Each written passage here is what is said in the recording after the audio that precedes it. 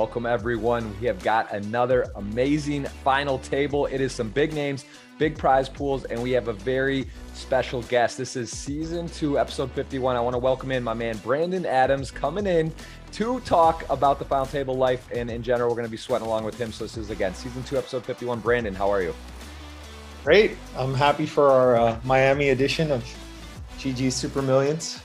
Yes, that's exciting. I don't know how much, obviously, you being in the U.S., how much you even are familiar, get to watch or sweat this, but it is a 10K buy-in tournament just to kind of catch you up every Sunday. There's qualifiers for $100, even less, where people can satellite in a 10K buy-in online, usually around $250,000 or so to first. Some of the biggest names, also a lot of satellite and qualifiers, and just an all-around fun tournament, high production, a lot of fun. So let's kick it over to that final table, take a look at who we have at the feature table today. Some huge names, I think multiple 5-time winners, I believe, between season 1 and season 2. We have, I'll just let you kind of kick us off here. Any names that just, let's go around the table. It's on Joseph Chung right now. Who are you familiar with? Go left to right from Joseph. Who do you recognize here? So quite familiar with Joseph, Bryn, and Adamo, and somewhat familiar with Andres Nemeth. Okay, well, that is there's a look at Joseph Chung. Obviously, that third place in the WSOP main event, a historic hand. I think he shoved like 7 bets or 6 bets back when that was a thing in poker with A7 off, and John Raciner was in second, right? Or in third, distant third, and he got it in versus Duhamel for all the chips, I think, against Queen. So very famous player, a lot of results, a lot of history there. Of course, Bryn Kinney, one of the biggest names in poker, I believe number 2 or 1 all-time money list earner, right? He's been jockeying with Mr. Bonomo for that position, and obviously been a hot topic lately. So there is Bryn in the news. Leonardo 23 is going to be all in and take down with pocket nines. Also has a very impressive resume. I think seen him a few times recently. And then I got to go to Michael Adamo. Brandon, please. I mean, I don't know how familiar with Mr. Adamo and his game. So I first came across him in 2019. I played in the 50K WSOP, and we were at the final table together. And there was a little bit of buzz about him from some of my Australia friends. They said he was the young talent, and then I met him and played with him on that table, and he impressed me that day, and we got a chance to chat for a bit afterwards. And then he started blowing up the world soon after, and then I don't know. It doesn't seem like he's slowed down very much. It's crazy. It just seems to always have the chip lead, which he does, in fact, at the moment, again, at this final table. Let's go over to the, just next to him, Andres Nemeth just had some really nice success at Triton in Cyprus. Last time I was there, I think he actually took down an event. He's one of the world-renowned online players and just an absolute crusher, basically tied for the chip lead. And then, of course, Nicholas Osted, who is on the short stack. He is also a 5-time GG Super Millions winner, which is pretty crazy. 5 titles. Just to put that in perspective, at the other table, I think there is a few players there's a few players that have won 1 time between the 2 seasons. I don't think there's one other multiple winner, which is Wisden, who has actually won once in season 1 and 2, but that's, I mean, 5 times, that's a lot of titles. It's hard to win, and these guys have done it, and he's actually one of the best poker players online in the world, some of the highest earnings. So we have a treat. Let's do red or black for, what are we playing for, Brandon? You want to do dinner, nice dinner and out? What are we playing for here? Yeah, let's do dinner. Where do you want to go? What's our exact currency? It's, I think if we're talking Miami, there's some, we can just, your choice, anywhere. You can go as high or low as you want. We've had some nice lunches and dinners there in Miami, but this one we'll do like a +1 and a nice dinner. So you can choose the place. Either one can choose, and we'll pick. I'll let you choose red or black for the next flop to go first, and then we're gonna go snake draft. 1 first, 2, then 2, 2. Okay, so we'll kind of go like that. 1, 2, 2, 2, 1, and sometimes it's better to go second, right? Depends. At the chips at the moment, I think it's not that big a deal, but yeah, you choose red or black. We'll go. All right, I'll take red for obvious reasons. Assuming going first is good. Wow, look at this. So yeah, red looks likely. There is a lot of black cards, and oh, it's red though. It is red. So you chose red, right? Yeah. Nice. Okay. Well, what's not nice is Joseph Chung. He is going to go out in 9th place. It is a big hand, big win. Shove fours looks like he was picked a good spot versus the big stack opener and had him in a good spot with the ace three off, although he ran into jacks behind, and that is going to do it for Joseph Chuck. So we're 8-handed, quick start, and you also do have first pick. Brandon, who do you got? I'll take, well, let's see if he shoves here with sevens, and we'll decide which one we want to take. You get one pick to start. Oh, now he raised. All right. I'll take Adamo. Adamo. Okay, so you got Adamo, which is chip leader and probably the most experienced and biggest crusher. I'll take Andres Nemeth, who has a basically similar stack and also is just an absolute savage of a player. So I'll take that, and I actually get a second one. Ooh, interesting. I'll take Leonardo 23. All right. I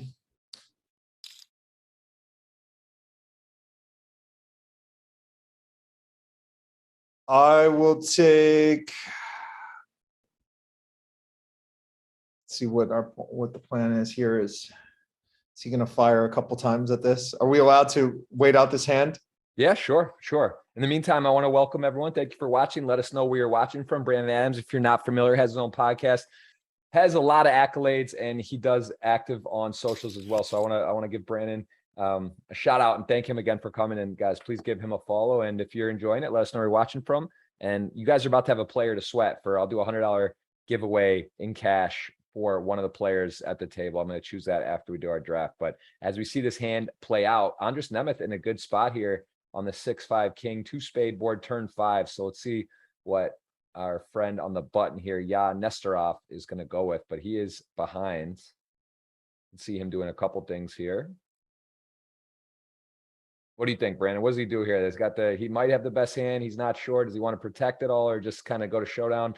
Has a decent hand. Well, he's sort of overplayed it so far. So my commentating instinct is that he will kind of empty the clip a little bit. Yeah, let's see what he does here. I mean, he's got 793 in the middle. He's got 1.2 behind. So very important pot. There's also some really short stacks. So we want to talk about a very popular subject of final tables, ICM and whatnot. This would be a blunder to somehow get blown off here versus where Nicholas and Mr. Doberman are short. But interesting bet size, puts in a little less than, well, actually not a huge bet, maybe like 33%, or try to see the math here, 793. But wow, gets it done. Very, very interesting to fire there and actually kind of like a merge, right? It's like one of those spots where you actually could not have the best hand like he did, and he got a fold, and Andres Nemeth decided that he was going to be not in good shape. So he does pick it up, and it is your pick. I'll take Nestorov. Okay, so you have Nestorov, and I think you get one more, right? We're going 1, 2. Now you get 2. You get one more. All right, I'll take Wiesen. Wiesen, okay, good choice. He is a multiple winner. Looks like season 1 and season 2 has a title, so nice experience there. I will go ahead and pick Mr. Bryn Kinney, and I think maybe it's just 1 and 1 then, right? Are we down because we lost Xiong? Let's go 1-1 the rest of the way. So go ahead, you pick. Who'd you take just now? Bryn. Okay, I'll take Doberman. And then I think, are we out? That's it, right? We got everybody. Is that 4 and 4? Yeah. Did you take Osted? Yeah. Oh no, I haven't actually. So do I have? I think I get the last one, right? I'll get Osted. Yeah. Perfect. All right. So there we go. 4 and 4, playing for a nice dinner. And guys, I got to get you involved. So I am going to give you a $100 free roll if Nicholas Osted can spin up the 8 blinds. And depending if he doesn't get it going, if he goes out right away, I may even give you guys one more shot. But I mean, he's not a bad guy. Maybe the #1 player in the world right now. So if anyone could spin up some blinds, this guy can do it. And he is an absolute crusher. So good luck to you guys. $100 giveaway is live. We need to get to 100. How many thumbs up do we have? I'm not even following along. We have 30 thumbs up. Let's get that to 150. And then you guys are activated for a $100 giveaway. But I like giveaways, Brandon. I can't help it. I just like to give stuff away, and I end up finding a way to give away almost every show. But today we're going to be playing for the dinner, and we're going to watch some high-level poker. Tell us about your poker schedule coming up. World Series, how was that? And what do you got on there's some Hard Rock stuff coming up. You going to fire any of that? Wow, this is a little aggressive with the 3-bet. It's not a play I would make. Let's see what happens here. let's see. The schedule's a little bit in question. Contemplating a big trip with my kids, which would negate the super high roller. I'm definitely planning on playing the back half of Poker Masters. So like the last 6 events or so of Poker Masters. Triton, not planning on doing that. And that's about it. So a little Vegas in September and then take it from there. Very nice. Well, we got a big pop ruin here. I mean, this is going to be interesting. As you said, Wiseman taking an aggressive line under the gun raise, goes for a smallish 3-bet, gets called, now has the best hand. 9-8 deuce, very dynamic, wet board here. And yeah, Nesterov's got a lot of equity. 2 overs, backdoor straight draw, and of course, apparent second up flush draw. So likely just going to be, I would imagine, just putting pressure here and might just take this down right away.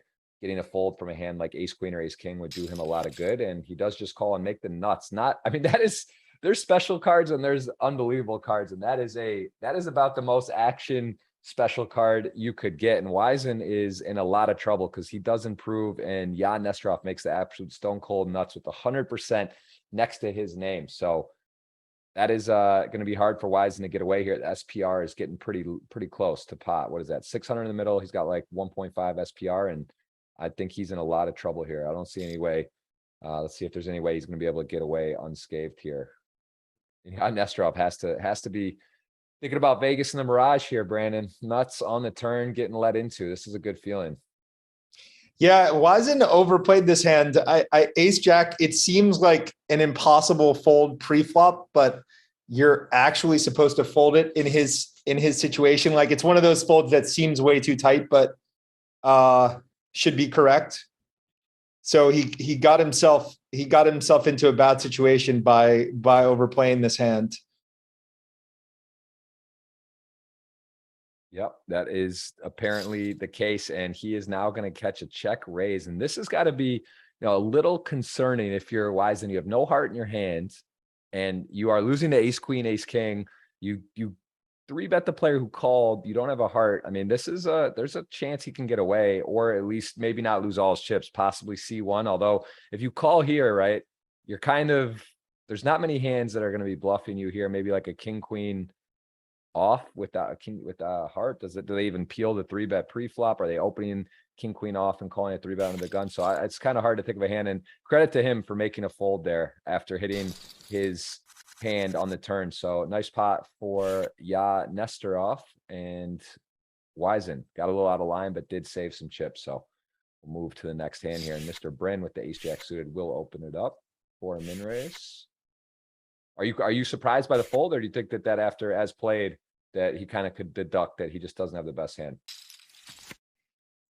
Yeah, it was an interesting sizing choice on the turn because some of the bluff combos, which are a little hard to find, would just rip. And so it was a little bit of an awkward sizing. It would not be a sizing that one would choose with some kind of semi-bluffish type hands. So maybe that argued for the fold.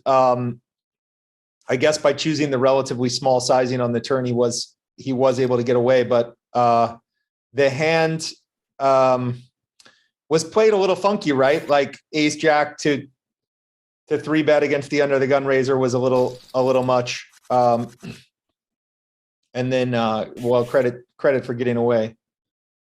For sure. I agree with that. Well, we saw Bryn Kinney open up ace jack suited, flop a royal flush draw, and did make the nuts on the turn, did pick it up. So he is a little more healthy here, sitting on 20 big blinds. And here is your horse. Nicholas Ostat needs some help, guys. He is super short. He folds on the button. Would have got called. Wiseman has got a suited ace deuce. And this is a spot where, Nesterov could definitely apply pressure with the 200K stack. We see the pay jumps are already starting to get, starts moving, right? Between 8th and 7th is 12,000. It's over a buy-in, and we are going to see a raise. These are always, to me, I think blind on blind, Brandon, is some of the most fun to play and watch and see how people proceed. And this is a spot where we see Wiseman peel, and look at this. Both players do hit. Yeah, if you're in the ace deuce spot here, this is a really dicey situation. The bet sizing here will make the decision for you. You peel off a card. but very, very difficult spot to play. Now, even more so, you just hope for a check here. The small, even against the small sizing, you have to give up, I think. But you hope for a check at this point. Yeah, 4-5 in the lead, going to the turn, does have the best hand, and of course the chip stack is vulnerable right now. With, I mean, this is always interesting. People leverage, and also some people care differently about the pay jumps and whatnot. But of course, you don't want to just give away money, right? You don't want to be busting before. But sometimes people, the meta game, when they're short stacks and what people's intentions are at a final table, if they're looking to ladder, go for the win, can come through. And Wisen now, you know, it's just like you said, it's a difficult, it's hard to play this hand post flop, and unless you clearly hit the ace or a draw. And in this spot too, now ace deuce looks a little better. The board pairs, definitely could think he has the best hand. Neither player in love with their hand, but they both have a little something. So let's see if, yeah, it extracts value or puts pressure, or just decides that he's got showdown and is looking to check it down. All players look on intently, of course, as they're looking for bust outs. What would be, I think I saw a 25K PLO at the Hard Rock. Did you see that? Did you see that schedule? I think yeah, that's a good event. That'll probably prove popular. They're probably testing it out to see if they want to run it every series. I have to imagine if it draws a nice number. Yeah, I was. Well, you lost the minimum in this situation with the ace deuce. Yep. Yeah, only maybe differently would be to shove pre, but again, with the short stacks, can't blame him for just seeing a flop, although that can go a few different ways. And here we got Jack 10 for Nicholas Osted, who is down to 7 blinds, does put it in, and he has a couple real hands behind him. So this will actually be interesting that he may get king tens to fold if king queen suited just rips it in here. And if he does that, like, why is it not? I mean, this is close, right? Like tens is pretty strong here, although you see a player at risk. And I mean, you just really have to beat, yeah, Nesterov. So I don't know. I would go for it myself.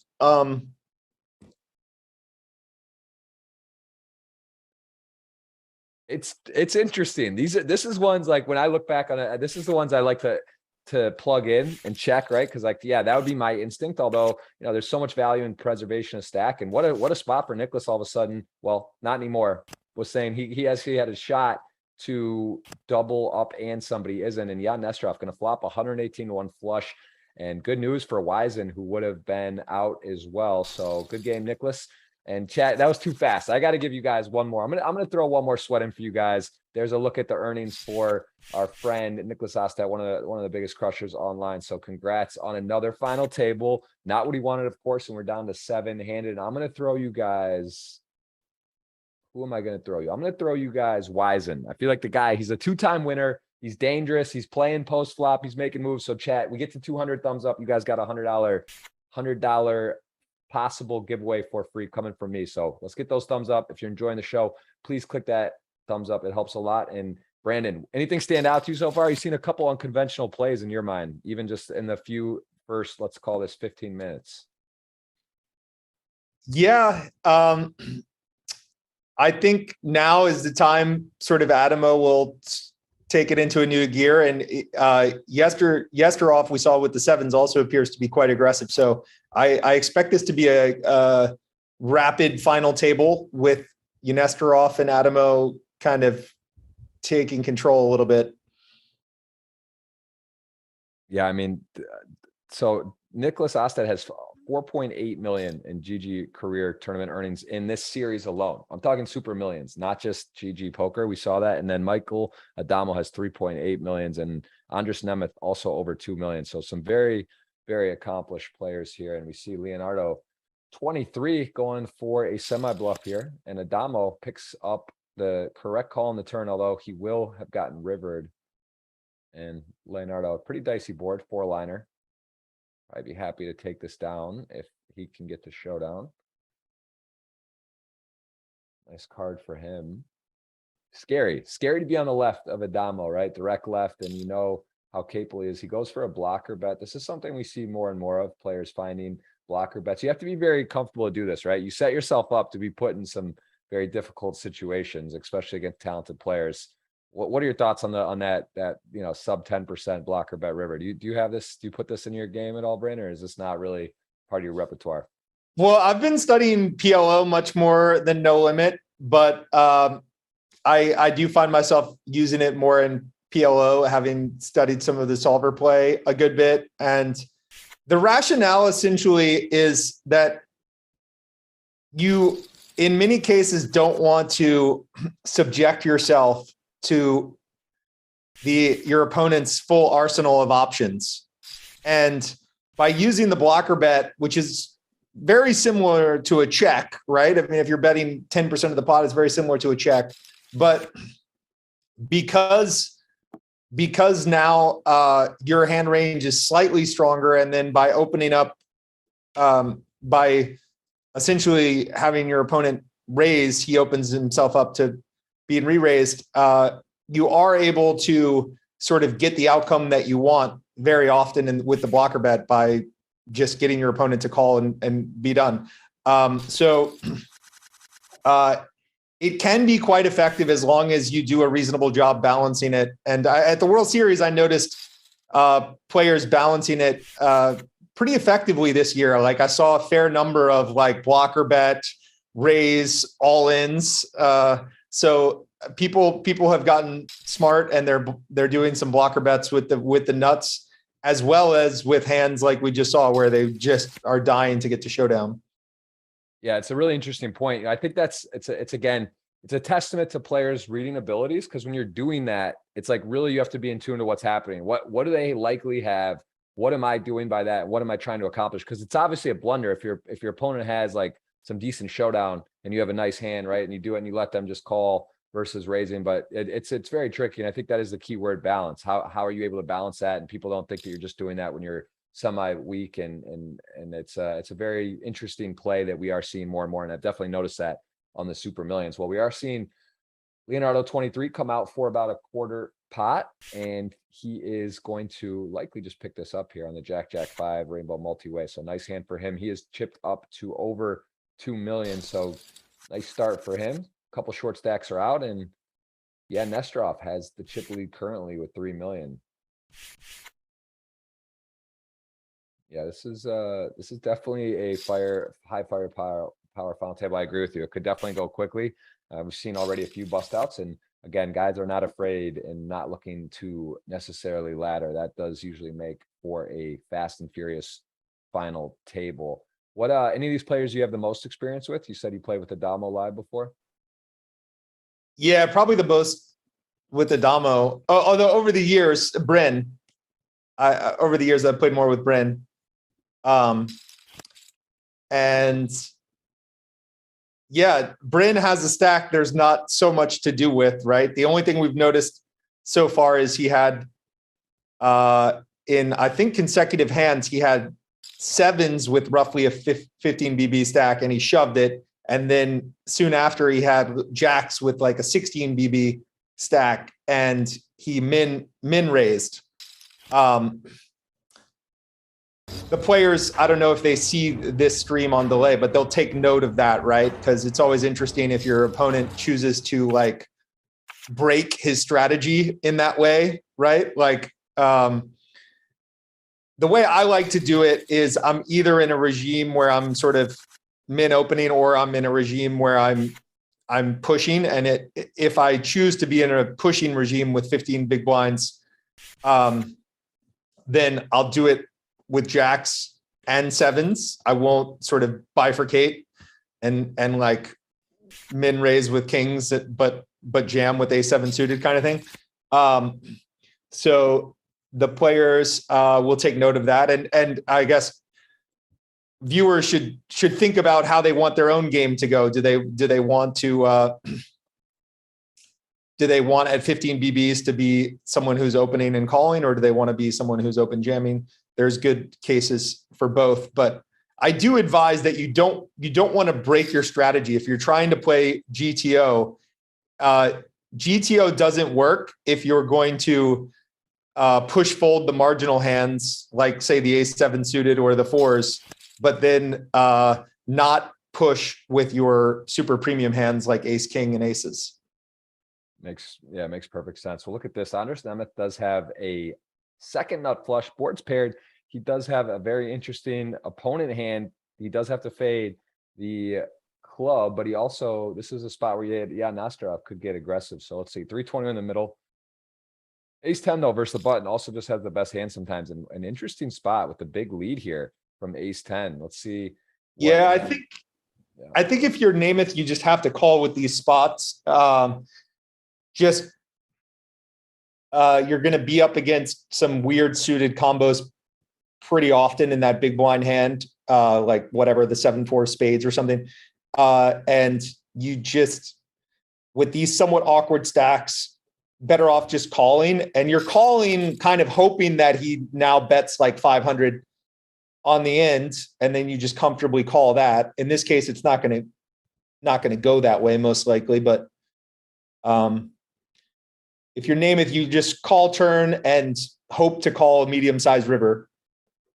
Yeah, the interesting part here is the ace hits, and this is something where also versus a button open range, right? Andres is fairly wide. It's got a big stack. He's on the button. So when you hit the ace here as played, you also have a nut block. You're not really worried about ever getting raised, though. I'd be curious. I would imagine there will be some bet size, and if somehow he were to check over to Nemeth, which I don't think is going to be the case, it'd be interesting to see what sizing Andres goes with, but let's see. I guess it's probably not going to happen that way. Well, yeah, cash game GTO sizing would be quite large here. But I don't think he's going to go with the large sizing as this plays out.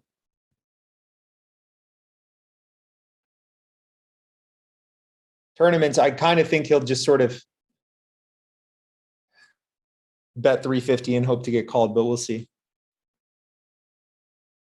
Yeah, this is again where the world's best. They just seem to know kind of where they're at, what they're targeting, and what the people are willing to pay. But I think he's feeling pretty safe. He's got the best hand. Of course, the board's paired, and he does go for a meaty sizing. And if you're Nesterov, this is kind of concerning though, right? You're like, I have the ace of clubs.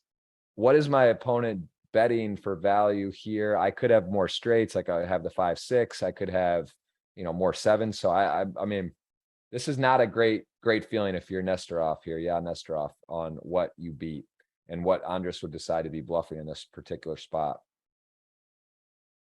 I don't think he's going to call, but of course, whole cards up. It's always you're always a little jaded and it's a little bit harder when you're just in the moment and you don't see the cards, of course. So I wouldn't blame him, but I think at the end of the day, he may just be able to find more value than bluffs with the particular holdings.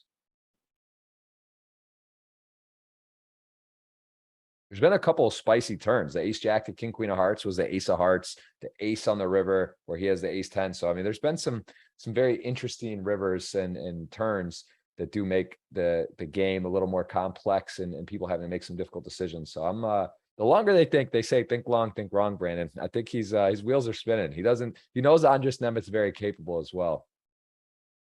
Think long, think wrong. Okay.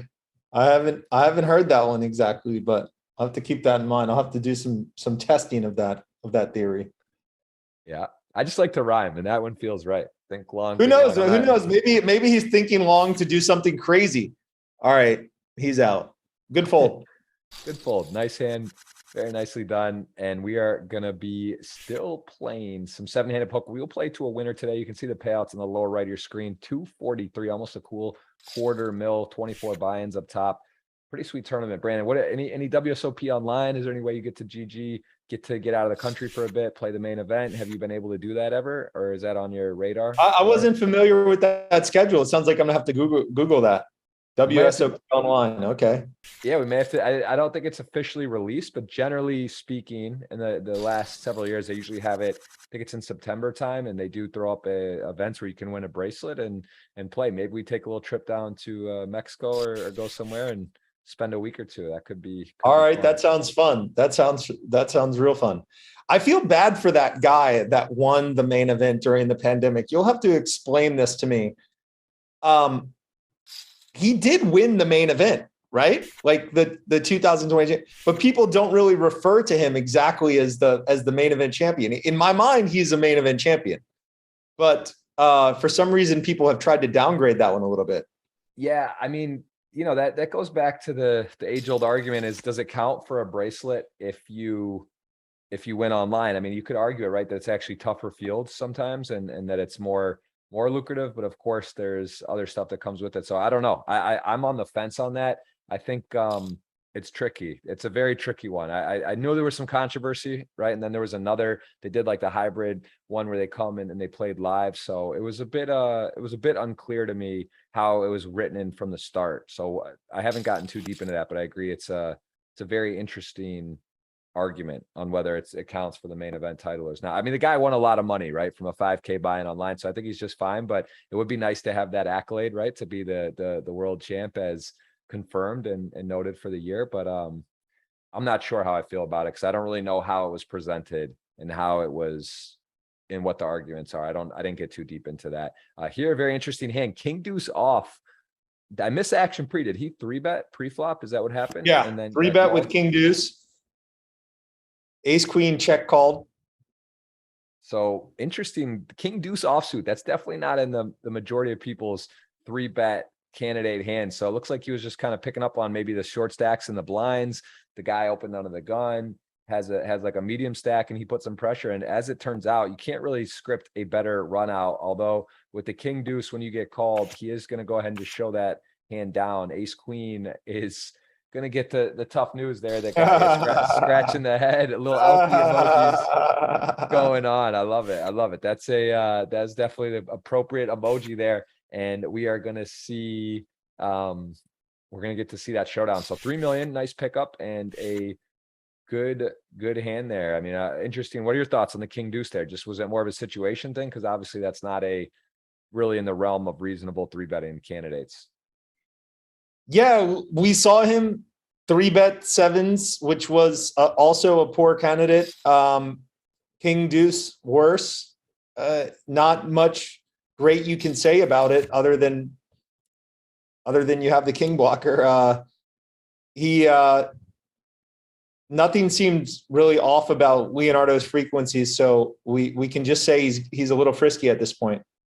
Yeah, a bit frisky for sure. And here we see Leonardo 23 going to rebound potentially well after that hand. So a lot of money in the middle. Nines versus ace-6 off. Ace-6 off does go ahead and flop top pair. And look at this, goes for the lead out on that board out of position and does take it down. Maybe just trying to feel out where he's at. Doesn't want to let too many cards peel off or potentially get bluffed. But again, a little unconventional, some lines today in certain spots. And Bryn Kinney going to go ahead and fold with his stack, 8-10 suited on the button.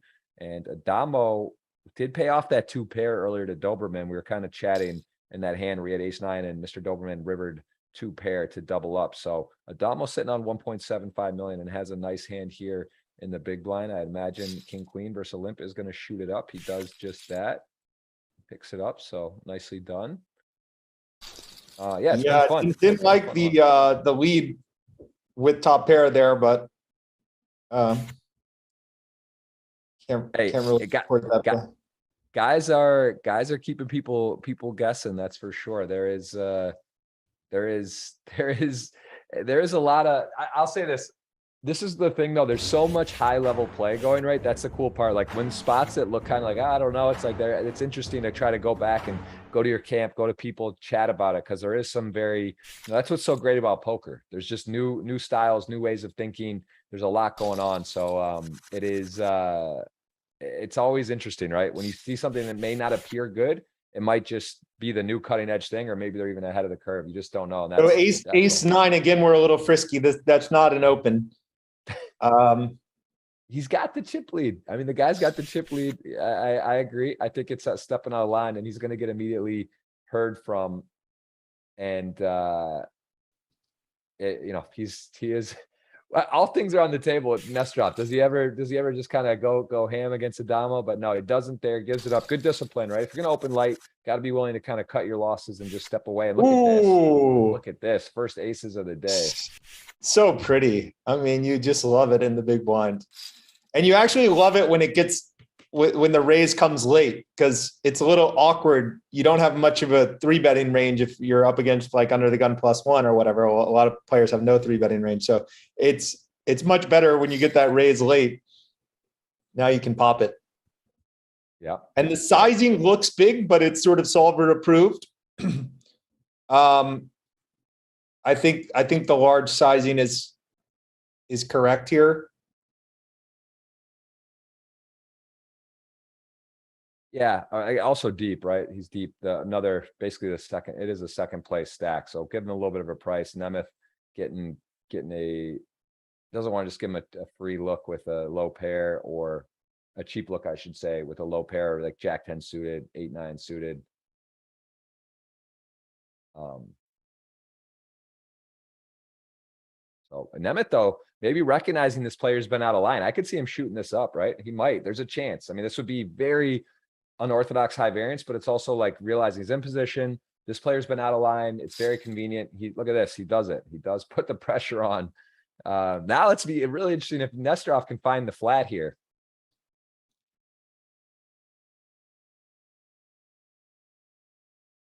But for the sizing, it's such a small raise, and unlikely Nemeth going to make a huge mistake post flop. But I mean, yeah, this is also funny. You have some people will tell you have to flat. Some people saying, they raise, maybe try to cooler the guy, just get it in now, right? Maybe the guy happens to have queens or ace king off.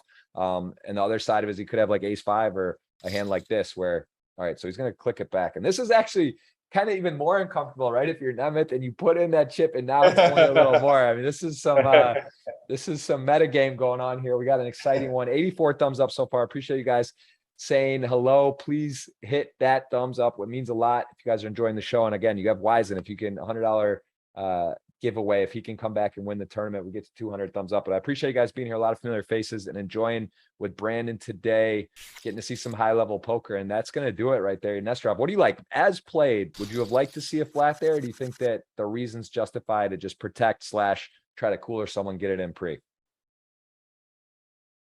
I favor popping it there.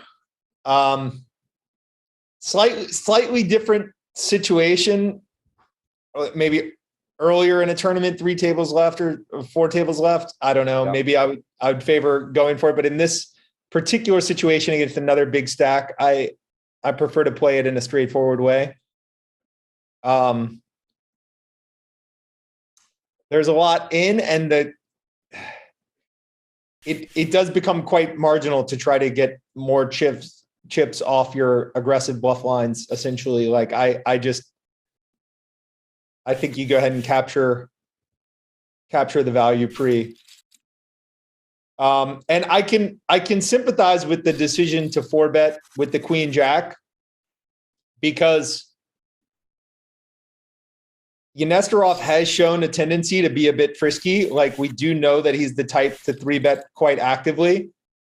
And we can assume that he's going to be 3-betting a decent range of hands there in the big blind versus button situation. And if we just assume that is his sizing, that relatively large sizing, and we don't read anything into the large sizing, then by 4-betting, you're taking the very large set of hands you think he might 3-bet and narrowing it down essentially to aces, kings, or queens, and the probability of queens is down by half because of the queen jack. So I think it's a very defensible play to do the 4-bet, and he just ran into it. Yeah, I agree. I agree with that as well. It's funny though, right? That's just, oh wow, look at this. King 7 flops top pair 9 kicker versus a bottom 2, which is always vulnerable, right? On that board with 3 diamonds, monotone board, but now he boats up feeling very, very good. This is a wow, very, very interesting. Very interesting spot. Goes for the bet. So Adamo going to set the price. Now, this is, again, a spot where when you just call and you're out of position, you allow your opponent potentially to just check back like an ace. So I'll be curious if he goes for the check raise here, but he just calls. And let's see here. The queen fills in. So going to check. And I imagine Adamo, look at that snap check. He knows nothing else to do there. So Adamo getting away relatively cheap, I would say.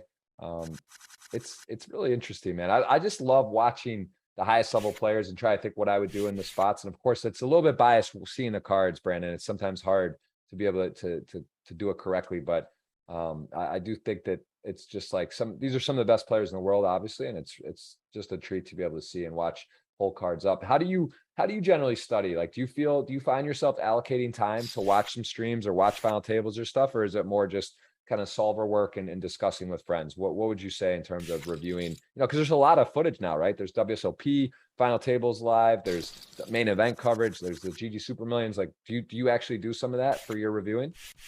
I don't find that valuable for me personally. I'll just do the more theoretical work. Just working with coaches and doing the solver stuff and having fun with that. I don't really find it valuable to watch streams, not because I wouldn't learn by watching Adamo, but because it just takes so much time. But right. This online format is pretty fun, right? Where you can ask questions and get commentating and probably multitask. The online is probably a good way to go. I haven't picked it up myself. For sure. Yeah, I agree with that. I think, you know, it's also, a big part of this is it's fun to watch final tables, see the big money, see how players proceed. But, you know, a big part of the thing is you have to learn how to get there first, right? This is great, but you need to put in some time and understand the early stages and whatnot. But these are guys that are very, very, very strong players, a lot of them, and a lot of these guys are some of the best in the world. So it is a bit of a treat. And then, of course, when you're doing the commentary, though, I always feel that way after. I'm like, man, I'm just so glad I got to do it and be here, because I do feel like I learned every show stuff that's happening. And it's you gotta be careful though. This is the 10K Super Millions. This is not a $10 rebuy tournament. So some of the stuff you try or see, it's not gonna work potentially in your game. So you just gotta, you know, take that with a grain of salt and be alert. But as it stands, we have Jan Nesterov as the chip leader at 3.5 million, and your horse, guys, Wiesen, has got 600,000. So still plenty of chips, and Bryn Kinney sitting on about 10 big blinds. And aces just getting handed out now, Brandon. We've seen not a lot of premiums, and now we're starting to get to see the real weapons here. So aces versus queen 8 off. Nesterov likes to play, and see if he's going to go ahead and peel here as the chip leader. Closing the action. He does have a valuable card, the queen of clubs, as an 8. Definitely a hand you could think of maybe getting a little out of line, but not a great flop for queen 8 offsuit, and aces comfortably in the lead. How much volume did you put in at World Series of Poker? So I didn't. I was in Europe for the summer for the most part. I did come back, announced signing with GG, which was amazing, a lot of fun. Ali Najad also signing, and I timed that with the PLO 25K. So I played that event. I played the flip and go. I was in for 18 bullets the year before. This year only one, and an even more dramatic story on how it happened, where I shouldn't have got the seat. A guy gave it to me and I won, and he was in for 15 bullets and then gave me his seat after he was already sitting there because his friend didn't get in. And so that was crazy. So that was nice luck. And then that's it. That's really all I played. I played one online event because I was in town at the time, cashed it, 2 cashes out of 3, and the flip and go, I guess, doesn't really count. So unfortunately didn't cash the 25K PLO and cashed a 1K flip and go and a 400 WSOP. So it was not an amazing World Series, but didn't put the volume in this year. So hopefully next year. But I was very impressed with the Bally's Paris setup and much better than the Rio. What about you? I think I played 7 tournaments. Cash 2. My best opportunity was early with that 10K PLO. They had 700 players. And I was 10th out of 38 for day 3, and day 3 didn't go my way, but that was feeling good. That was fun walking over there for a day 3. And then 7K online, I guess I cashed, and yeah, that was it. So it was fun. I enjoyed seeing the new venue.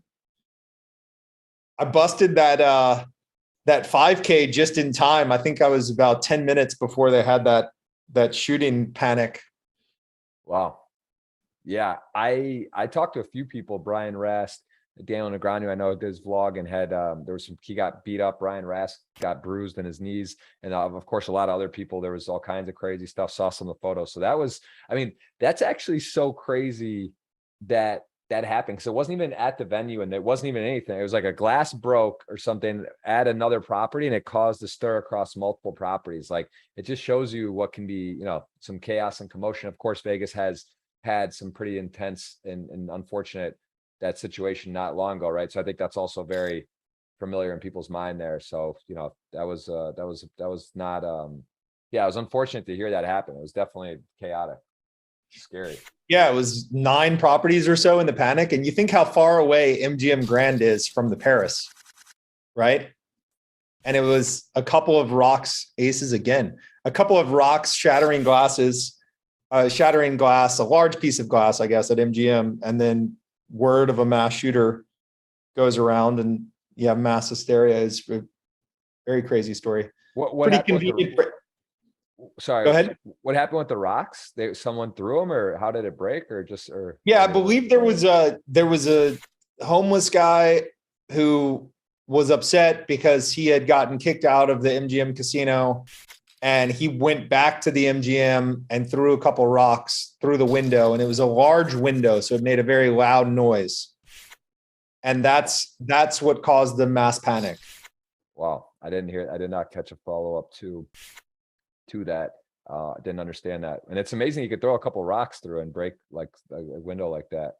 I guess that makes sense, but I guess yeah, how big the rock is and what he did. But look at this, Wisen, guys, that's your horse. That is your guy's horse. You have a piece, $100 if he can come back and win. This is a good start, picking up kings and gonna likely against this particular hand just pick up the pot. But Nemeth all of a sudden been getting played back at, and people have had the goods, right? They've actually had big hands, but he here has a, you know, it's sort of frustrating, right? The price is so convenient, and he does go ahead and peel. Shows that he's willing to play post flop, although likely in this spot he is going to be behind in most senses of the word. Although he does peel a7 suited and now doesn't get much to work with here.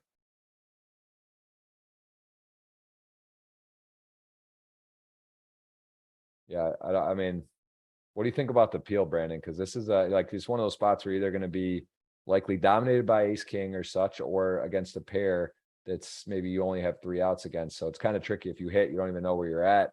I mean, it's one of these funny things where people just peel in those spots much lighter than they used to because the solvers do it. And here he's just trying to have some ICM pressure going, but his timing is poor. So it's a spot where the solvers are peeling every time with a7 suited there, and people have been influenced by that. I have been influenced by that, but it's also a spot where it's going to be very hard to play like the solver post flop, right? Because the solver is going to find a lot of bluffs that you're going to have trouble finding. And also the person that you're up against in solver world is going to be playing looser than your real life opponents, right? Like real life, you're up against a tougher range, having been 3-bet. And so I'm not sure where I stand on peels like that. I'm tending to actually peel light like that because I'm trying to model my game more on solver play. But I can't say that results. I rarely get the great result when I'm peeling with like a7 suited there. Yeah, makes a lot of sense. I agree with that. But you know, it shows you though, he's not just looking to hit an ace or a flush draw. He's looking to put in some tricky situations and turn the table, right? Post flop, check raising with bluff. So he has some intention. I think that's a big part of it. You have to have some intentions to not just hit your hand. And sometimes you don't even want to hit your hand. But as played here, we see Adamo finding a pretty key couple cards here. He's got the queen of clubs. He's got an ace. So he blocks ace jack, blocks flushes, has a decent hand. And Nesterov has got the worst, basically one of the worst hands he can have and one of the best blockers he could have. So let's see if he falls through with some sort of pressure here. And Adamo, I mean, the guy is very capable. It's gonna be interesting if he goes like over pot or close to pot, what he does here. But he goes big, and Adamo can't love it, but he's again, this is sort of happening to Nemeth. He tried to get out of line with the queen jack off, ran into aces, and here this guy Jan Nesterov has been out of line a few times. So maybe if all things considered, Adamo with the queen of clubs, with the ace, may just decide that he's calling here, because what is his opponent really valuing? Is he going to value a king, just a king, or something? So nice call, Adamo. Very nice hand, and bad news for the table because the Damos jumped into second and very healthy 2.375 million. So very nice hand there from the Damo.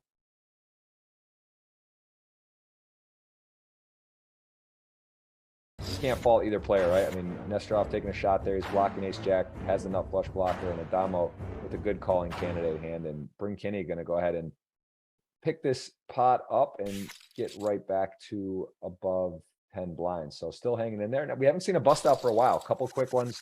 We are still 7-handed. Everyone locked up $55,000, 243 going up top. And your guy's dark horse, man, Wisen, 1.3 million, looking a little dangerous all of a sudden. He has got some chips, and the $100 giveaway, if we can get the 200 thumbs up, is going to get activated. But you guys got to get active, man. What we got 1,100 on. I mean, I don't like, guys. Look at this. Look at this flop. I mean, this is insane. Wow, he runs so good. He's been running hot so far. Board pairs. He checks back. Terrible check back. I mean, there's no defense for that on the 8-9 jack. No defense for that. Yeah, it's super trappy, but such a wet board, right? Your opponent's going to have a pair, maybe a pair and a draw like he does, or a flush draw. But he just plays it completely coy.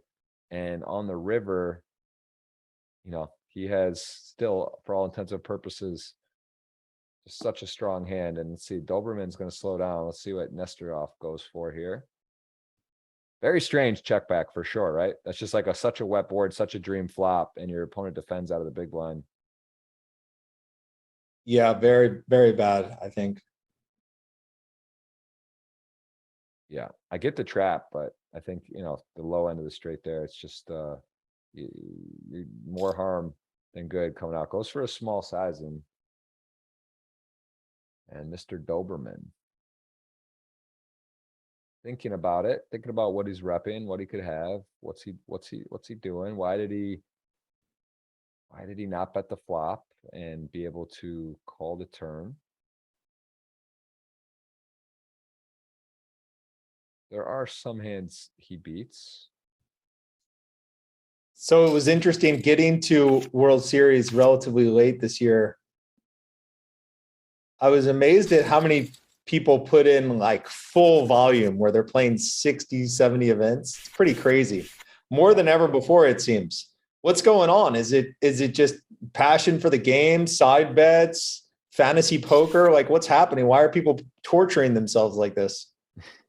It's a beautiful game. I think it's just a combination of a lot of things, but poker health is up everywhere. Look at the other series, look at the tours, look at the all mine numbers. There's a lot of club games going. There's a lot of content now, a lot of, you know, there's a lot happening. I just think like poker is in its best place it's been in a long time, but it's also the economy's down, right? It's kind of surprising in some respects. Like, how is the poker booming when there's some other stuff that isn't going so well? But yeah, I think people are also excited about a new venue. People are excited about yeah, I think that's sort of the biggest things going on. But I'd agree. I was a little shocked it was so plentiful, and we saw some of the numbers come out from the World Series, and it was just up everywhere. Things are really in a good spot. So I don't know. Your guess is as good as mine, but I have noticed that poker does seem to be moving forward in every sense of the word. So yeah, what are your thoughts? What's your guess? Well, in terms of people playing the full schedule, the crazy volume, I think it must be some side bet action, because poker is fun, but every day for 2 months is a little rough. I think that fantasy poker league, they get some big side bet action that encourages people to play every event. That's true. And look at this. Bryn Kinney going to find a good spot, good flop, great turn, drawing dead. That's always hard to do.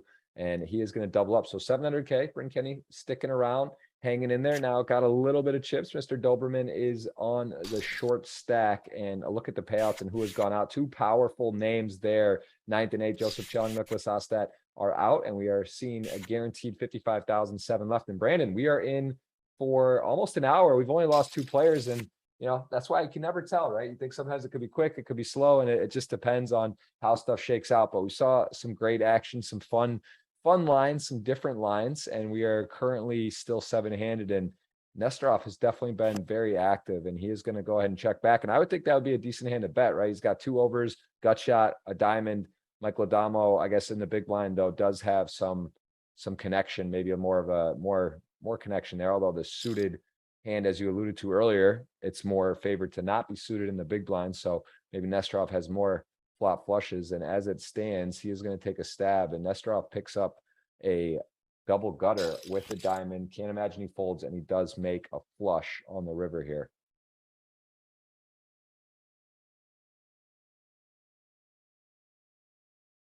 Does Adamo have a white flag because of his opponent, his stickiness, his willingness? And he is going to go ahead and bet with his absolute worst hand. This, of course, will not work. And Nesterov is going to, no real scenario on anything other than call. Is he thinking about raising? I would hope not. I don't think he's, how could he fold? He can't fold. Yeah, He he's has to- no, he's. I think he's calling. He's just waiting. thinking about it. Give him a little bit of medicine, but there it is. Adamo with a little bit of a little peek into what he's looking at doing and bluffing in range situation, and does not work. 2.2 million, and Nesterov with a 3.2 million. That's one of those things. You see a guy be active and play a lot of hands, but they do get hands as well. Here he does have ace king, and everyone is folded to the big blind. Andres Nemeth with a 9-10 off, certainly this deep. Think 30 plus blinds he will complete. Both players flop a little something. Top pair, top kicker for our chip leader, and Andres with a gut shot. Very small bet. It was 20%. Probably torn between continuing or bluffing here. Most Okay. likely just continuing. Yep. Board pairs, 4 on the turn, 295 in the middle.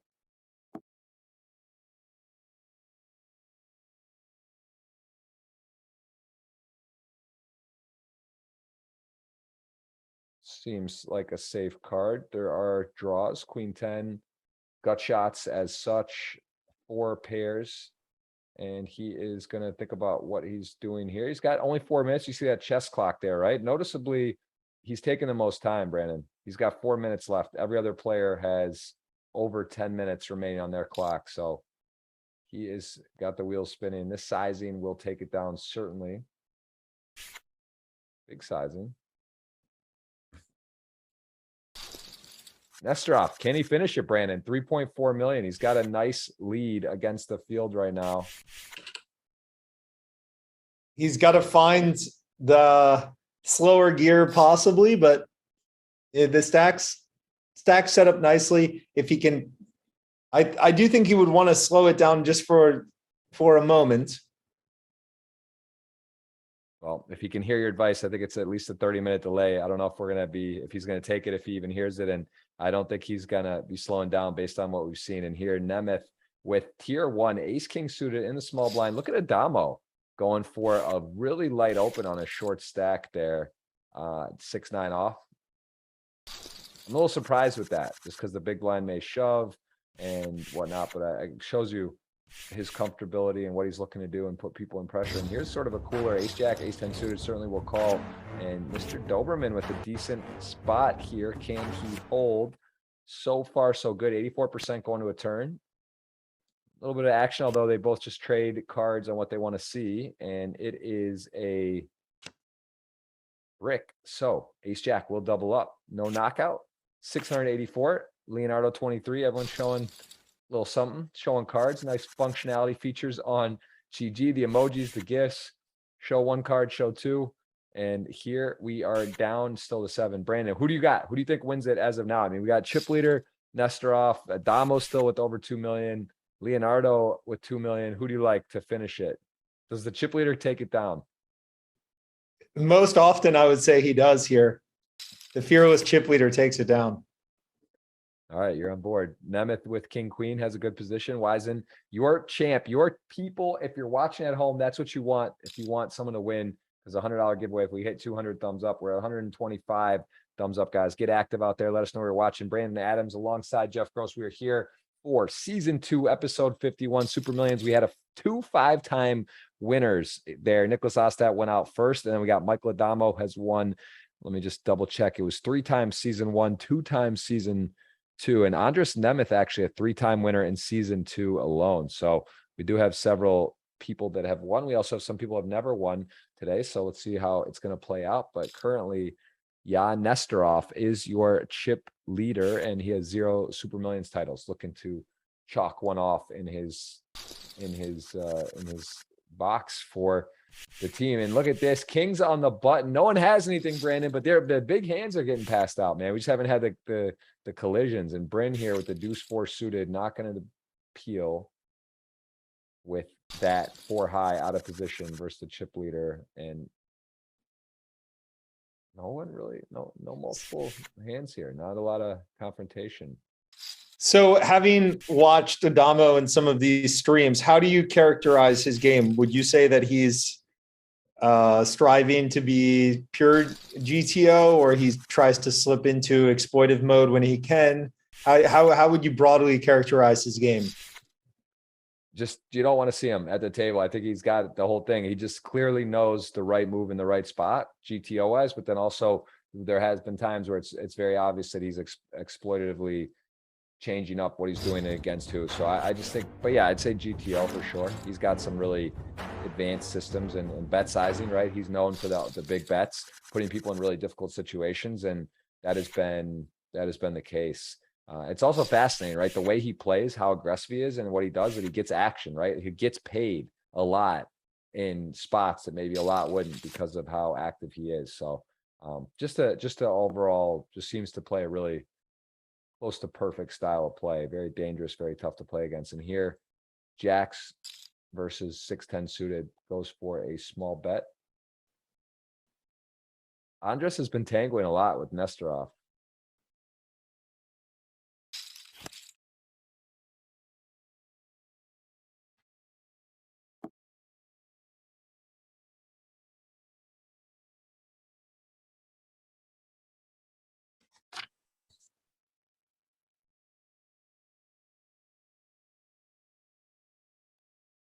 Yeah, the 6-9 off button raise that we saw from Adamo, it doesn't take much in terms of your opponents being slightly tighter than optimal to justify some really loose opens like that. So maybe he has some past data where he just thinks that they're inclined to be a little tight, and he'll just open almost any 2 cards.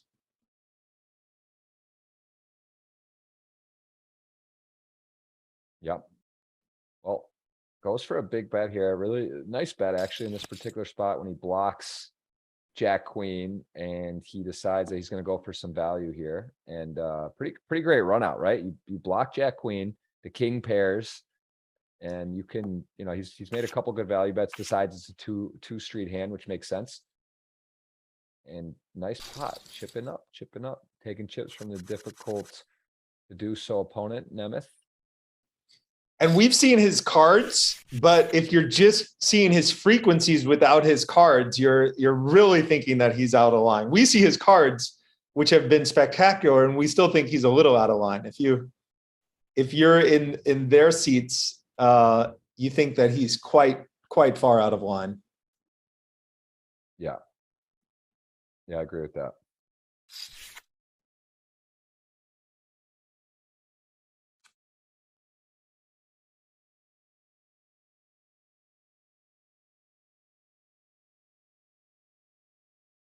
This is going to be just based on frequencies, thinking that the nines, that Nestorov is very much out of line.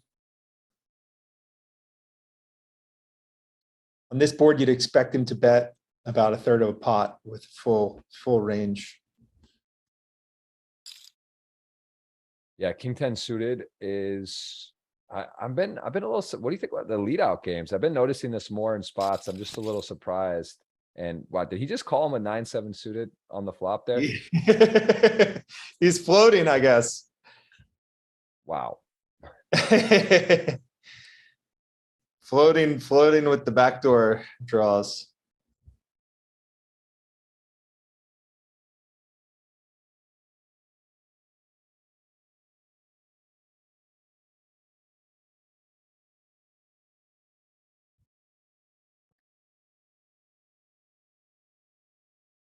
Yeah, that's he hits his hand now. This is a curious spot when you float and you actually make equity, and he got a little everything. He wanted that. He would have liked the 10 of spades on the turn. That would have been the real card to go to town. But as it turns out, he has got a 7 and gonna check back, realizing he has some showdown value. Does beat like ace jack, ace queen, although the lead out from Nemeth on the flop. That was an interesting hand. That was very interesting. But why don't you like the lead out? Because as I think on the having 3-bet pre, I would just lead with everything that I 3-bet on that flop with about the sizing that he did, somewhere between. I was checking the stream. I did not see that he 3-bet pre-flop. Yeah, so he 3-bet with king 10, just probably observing that Yenesterov looks quite out of line in terms of opening frequencies. And then on that board, I think he's probably just continuation betting 100% of his range, a quarter to a third of the pot. He bet a quarter of the pot, and then he got called by the 9-7 suited, which was ambitious. Yeah, that was ambitious. The 9-7 float is that shows, man, this man's up to no good. He's got some ill intentions here. And Bryn Kinney opens jack 10 suited. He was over suited flush wise, but in the moment does catch up nicely with a 10, and he is going to be in the driver's seat here. Let's see what he comes with. It's a bluff here from Nemeth. Does have a backdoor nut flush draw. Go straight draw, but really just trying to put pressure maybe on some low pairs. And Bryn does improve, although this is not, this is not necessarily the best card in the world for him, but as it turns out, he still does have the best hand. Let's see with 423 in the middle, if Nemeth goes with the storytelling or if just sticks to a check. So he does check. Bryn's got a winner on the river if he can get the showdown. Could this be a spot for a small blocker bet?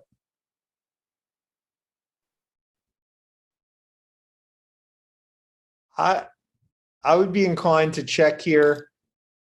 Oh, there he goes. Let's go for that just under 10% bet and gets a snap fold from Andres Nemeth. So nicely done. Bryn all of a sudden up to 1 million, been pretty quiet, got a shove through, and then he has now up to 1 million, goes with an ace 10 off open. Wisen is your guys' hero. Appreciate you hitting that thumbs up. You're very close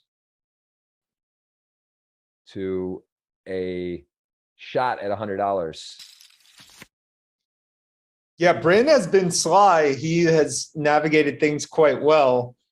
There have been some spots at the margin where he could have justified some aggression or some continuation, and he decided to play on the tight side. It's worked out so far.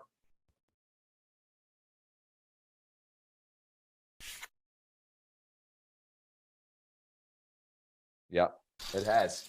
It has. I'm buckled up here. I think we're gonna start seeing some all-ins. The blinds have gone up, although the stacks have kind of balanced out. There's no one critically short, even like Wisen, right off of the 992. I mean, he's got 25 big blinds, so plenty of play. And Dr. Doberman, Mr. Doberman, I should say, he still has 15 blinds. So there's no one really in critically dire straits, but we are seeing the chips sort of be spread out. And Nesterov, though, just going to work, man. He's a surgeon, he's a doctor. He's just carving it up, taking it out, doing his thing, and he has not seen a lot of hands he doesn't like to play. So tell me what you're expecting from this Triton event in Cyprus. What there's not a lot online about it. Yeah. So I don't even know the dates for sure. September 5th to the 18th, roughly, maybe 5th to the 19th. And there's a $200,000 buy-in similar to the Triton Million, where it's the businessman format. So it's one businessman, one pro, and they separate them on day one, and there's one rebuy. So similar to the 2019 $1 million, they're doing the same thing they're just making a 200K with one rebuy. And that is confirmed. I believe that'll be like September 9th to the 11th or 12th, right in that range. So they're going to do that, and that will be the sort of highlight of the no limit events. There's going to be short deck as well, and they'll separate them, and it's going to be 2 weeks of action. Should be really good. That's 200 per man or per team? Per man.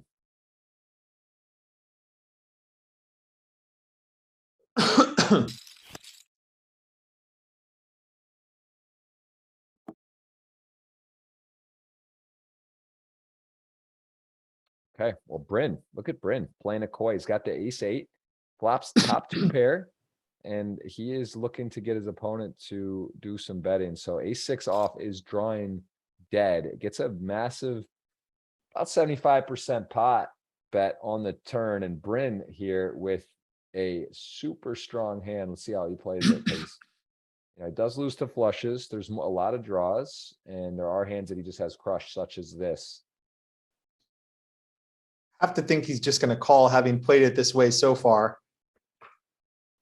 At the same, like, I agree. There's also, though, like, there are some hands that, he is going to be vulnerable to, but this is one of those spots, usually I guess you close your eyes, right? As we see, this is a scary card with the four flush coming, but he is going to check, and Leonardo probably, yeah, it says running cold, actually running hot. Could have been some worse cards for him on the river there. And Brandon, though, does a nice job, and well thought out. Brandon got it right there. 1.3 million. He is on his way to a potential payday. 243 up top. Bryn getting a little bit unleashed here as chipped up, and we see got a lot of action here. Blind on blind, we're seeing this spot time and time again. Adamo, last time he did isolate with the king queen off, he shot it up here. The ace five decides to check. Does flop mid pair. He's in position, has the best hand.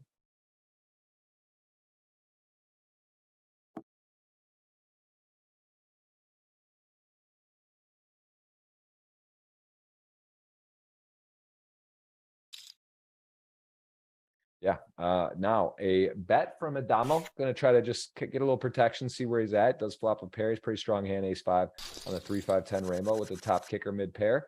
Picks it on up. Our short stack Doberman under the gun, gonna fold. Yeah, Nesterov. He likes to play hands. Queen nine, though, unsuited, won't make it in, and it does fold to Adamo on the small blind. Two players that have got such a history together. They've played so much, and they have two of the most results at this Super Millions table together. 2 million in earnings for Nemeth, 3 million for 3.8 million for Adamo. Both have won 3 titles in a season. So Adamo's won 3 last season, 2 this season, and Mr. Nemeth has won 3 times in season 2. So pretty impressive stuff. See if they King six, we're out of line as usual.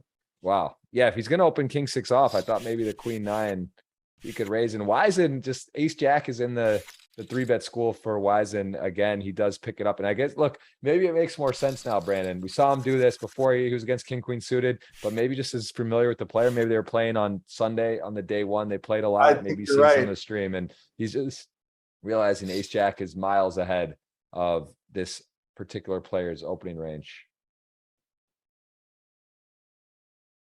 King jack suited, one hand that definitely works as a very hand you can play aggressively. And the spot, though, with their stacks, he does decide to just flat and gets a pretty big whiff for the king jack suited.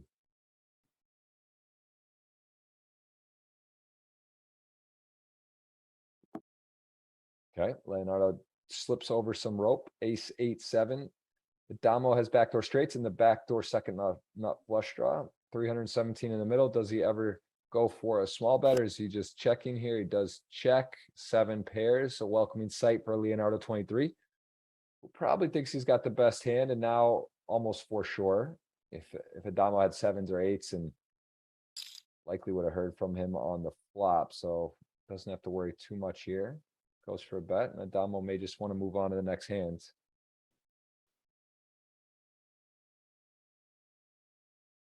When he doesn't snap fold, all right, there it is. Could just be multi-tabling too. This is Tuesday. Could be playing other action, and also might just be making some notes on the side on what's happening and seeing some of Yao Nesterov's maneuverings so far in this table. Again, we are on a delay. This is happening today. We will play to a winner, and we will see someone win 243,000. Isn't it? I mean, it's nice, but it's a weekly tournament. 10K buy-in. It's roughly $250,000 to first. It's pretty sweet. I mean, who would have thought this like 10 years ago, 15 years ago, online poker, right? This was not many Tuesday tournaments handing out $250,000. Yeah, we really need to get US poker back, huh? It seems, I just like, at the same token, it's been over a decade. I want to believe it's coming, and we saw Michigan, Pennsylvania get activated, but I just don't know how realistic it is and when. But it does seem like GG's being proactive and making moves and looking to push the envelope. So I think I'm still bullish on it. It's just, it gets, I don't want to be 50 years old, Brandon, when we're playing from Miami at one day, you know? I want it to come in a little sooner. Canceling dinner plans because we're near the final table. Yeah. And Wisen, good news for you guys at home. Wide, he does have a absolute hammer lock on the hand. He's got the straights, which has the nuts, as a matter of fact. And this is a very wet board. Queen, king, queen, nine, hearts, clubs. Would bet he goes on the bigger sizing, although it's such an important spot for him to pick up some chips, but very wet board. And you unblock all the pairs too. So I think we'll see a meaty size here. 3 something, 3 on the dot. Nothing for to stew over. Yeah, Nesterov is gonna give it up. 2.6 million. Chips are. I hope you don't have dinner plans, Brandon. It's what, 4 o'clock where we are, but this is the 7-handed still. Everyone's playing, man. Everyone's sitting in there. And Brandon, look at this. King, queen, and sevens. Although Wisen against this particular opponent, I'm pretty sure he's gonna shoot this up. Blinds are up 25K, 50K. The blinds are going up, guys. So one way or the other, we'll be moving in. Wow, just rips it in. Wow.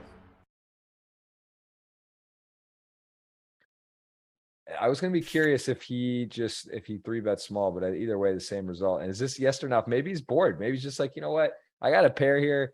Maybe this is like, I cover this guy. Let's run it. That would be quite a call. I don't think he's going to call off though. He's running out of time, Bang. He's at 2 minutes, 40 seconds. Wow, big moment for the chat. You guys got a $100 giveaway. If he wins this year, chip leader from the back of the pack, the chip leader, but no, not going to get it, but still picks up 1.6 million and really in a good position. Wisen's got a good seat, right? He's on the left of the player that's the most active, and he has capitalized in several situations. So Wisen making a run, and also Wisen a very accomplished player, guys. I have shown you he has some results, and he actually has a win on the Super Millions. He's taken down one this season. So no stranger to winning. And 2 nines, my man, versus potentially ace-8 in the big blind, might go raise in a call. Pretty good spot.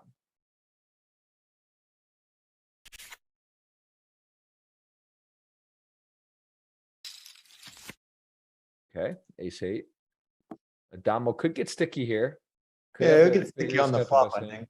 Yeah.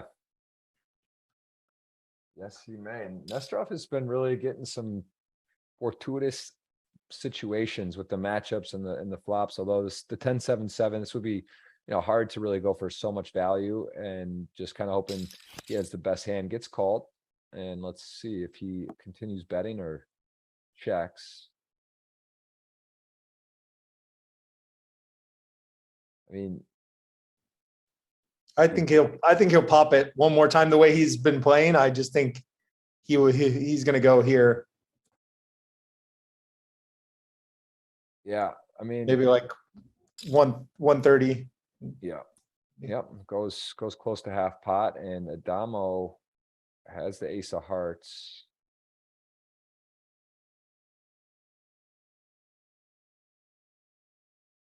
Ace-8 calls. Wow, Adamo sticking in there.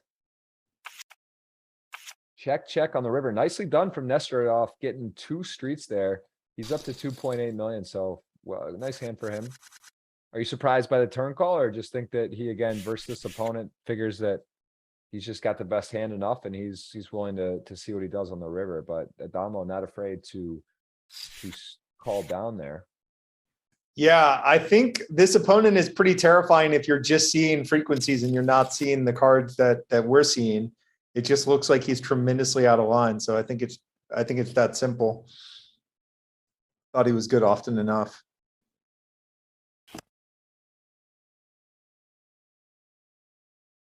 Okay, so ace queen suited, Bryn Kinney flops nut flush draw, decides to check back, and now Nemeth, who sees the check on the flop, does pick up some equity, and he is good with a jack or 10 non-club, although Bryn is in a very powerful spot here, but does go for the check.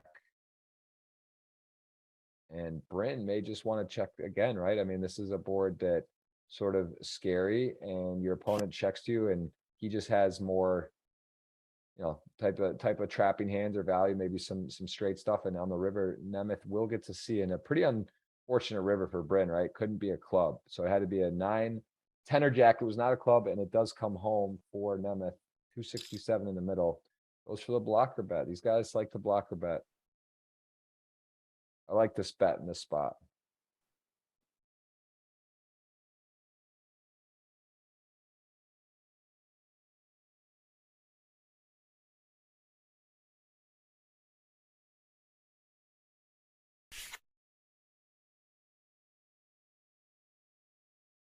Okay. That's a bit frustrating, right? You're in position, best hand, Yeah. nut flush draw. You have the best hand going on the river. It is shows you there's no guarantees in poker. It is it's just a game of equities, a lot of math, a lot of situations, and there is always, you got to see to the end.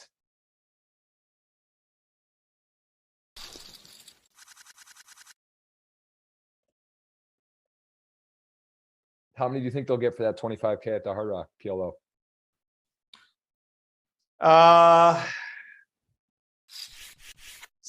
80 sound about right? I would say about 80. Like 150 is kind of a good 25K no limit, with I think the biggest ones hitting like 175, if I'm not mistaken. Yeah.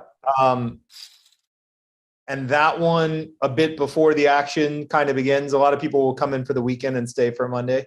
I think, yeah, 80 would be a good number. I think it'll get 100. Yeah. Well, I need to look at the structure. They have unlimited rebuys in the 25K no limit, right? I believe it is. Yeah. I didn't see this. I just saw this mentioned. I think Josh Aria tweeted out about it. I didn't even know they had that 25K PLO. I'm going to be in Brazil. Unfortunately, I would love to play a hard rock. I mean, that's a great sign though, right? It's like you said, it'll probably be added to the schedule after the success there. It's just, I think it's going to be wildly popular in that area. Yeah. And the 25K no limits at Hard Rock, I think everyone can agree are like the best 25K tournaments on the planet in terms of the softness of the field, right? Yeah, I'd agree with that. I think me and you have played a couple times in the money deep in those, and they're usually like $1 million to first, 900, 800. They get like, it's almost like 115 entrants every time in that 25K Hard Rock. It seems like they get really, really good fields. It was a huge jam there, by the way, with ace-5 suited. You saw that? Wisen open under the gun, king jack off, and last hand, yeah, Nesterov shoved ace-5 of clubs. Big shove.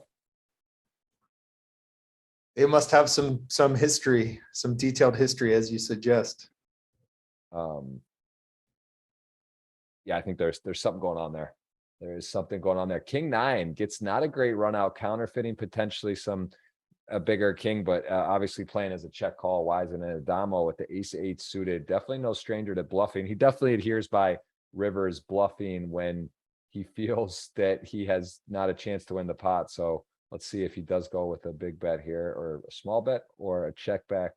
But ace-8 suited, not likely the best hand. I mean, he could think again, he's against ace-queen, ace-10, but he does check up and show down the ace-8, king 9. Wisen up to 1.6 million. I'm kind of feeling a little nervous about my $100 giveaway here all of a sudden. I don't mind giving stuff away, but I kind of was like, he was a short stack, Brandon. Now he's in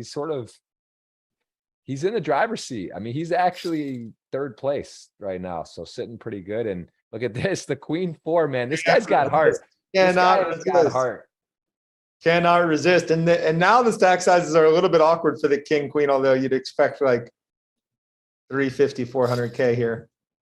Yeah, does just that, 350.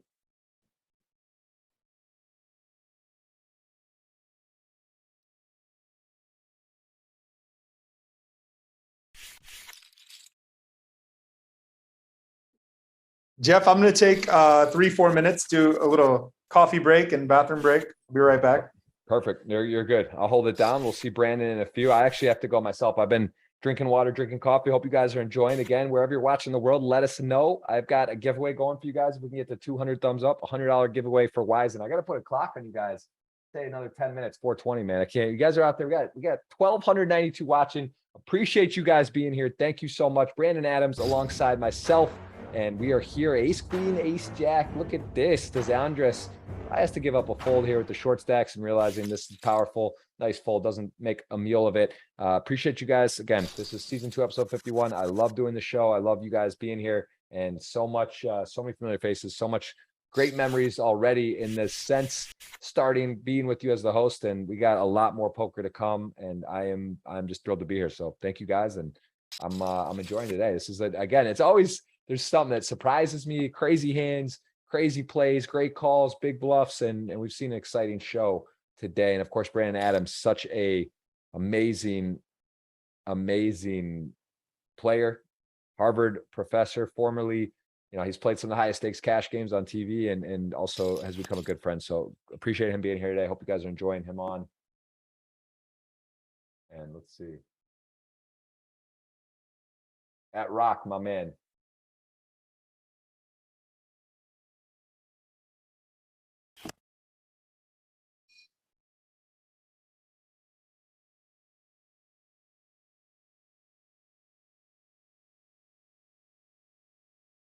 I'm just giving away 200 cash for my own money. I don't know. I just we're going to get some GG tickets lined up. We didn't get it sorted out in time, but I think that's actually more fun to give away stuff on GG. But, come out of pocket for you boys and girls. It's fun to me. I like doing giveaways. And someone actually questioned me, and I got to go to the thing, but there was like a total. I've been streaming on Twitch since 2015, obviously doing less now, and being in the USA, I haven't had a chance to stream as much. I want to stream the GG WSOP schedule when it gets announced. I'm hoping I can do some of that depending where I am in the time zone. It might be in Cyprus during some of that potentially. So that's an option. The time zone's a little brutal for the stuff because it goes so late. But anyway, yeah, I'm here for you guys. I'm here to have fun. I'm here to learn. I'm here to grow. And I've seen some unbelievable play over the course of the streams. And look at these names. I mean, you got Bryn Kinney, you got Michael Adamo, Andres Nemeth, Nicholas Ostet was here. It's a treat. Wisen's playing an unbelievable brand today. Yeah, Nesterov showing us that he's not afraid. Leonardo 23 having himself another he's been putting on a decent show here, and he's going to go ahead and pop on the A6 suited. Let's see how that works out.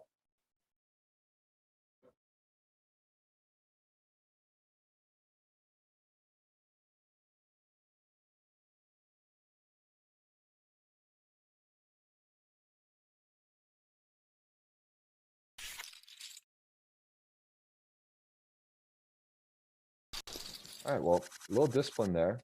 Ace6 suited, and 2 10s, one hand too late, because that would have certainly been playing.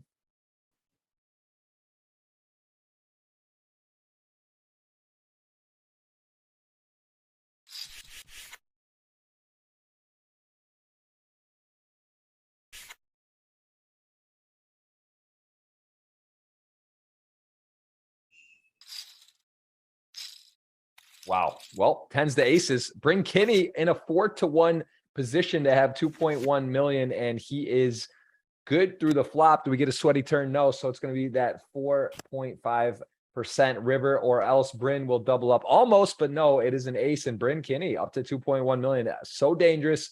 And he is essentially tied for the chip lead right now. And the chips have really been coming together. So you can't blame our friend there. Yeah, Nesterov going with 10s, right? He's been so aggressive that people are playing back light, and unfortunate for him. We'll see if he can hold it together here. He's all of a sudden kind of in the middle upper pack, right? He's basically tied for third roughly. And Wisen getting going. Greeting from Germany. Let me know where you're from.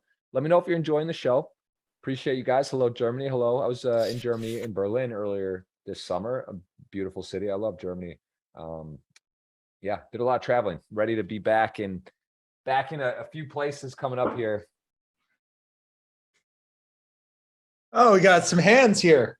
Bryn Kinney just doubled up aces to 10s. Nesterov got in, and look at this. He's actually in a decent spot here to likely even just take it down, and he's probably going to pick up a big pot. I mean, Andres Nemeth may 3-bet this, or certainly going to be playing. And so this is actually Andres Nemeth timing's been just off, right? He just keeps like making aggressive maneuvers right into the top of range of people behind. And Yeah, it is. It's not going to work out well for him here.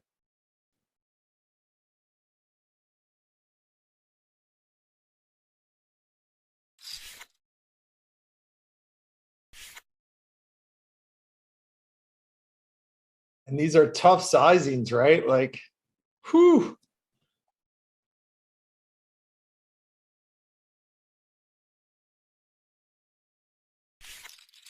Wow. Yeah.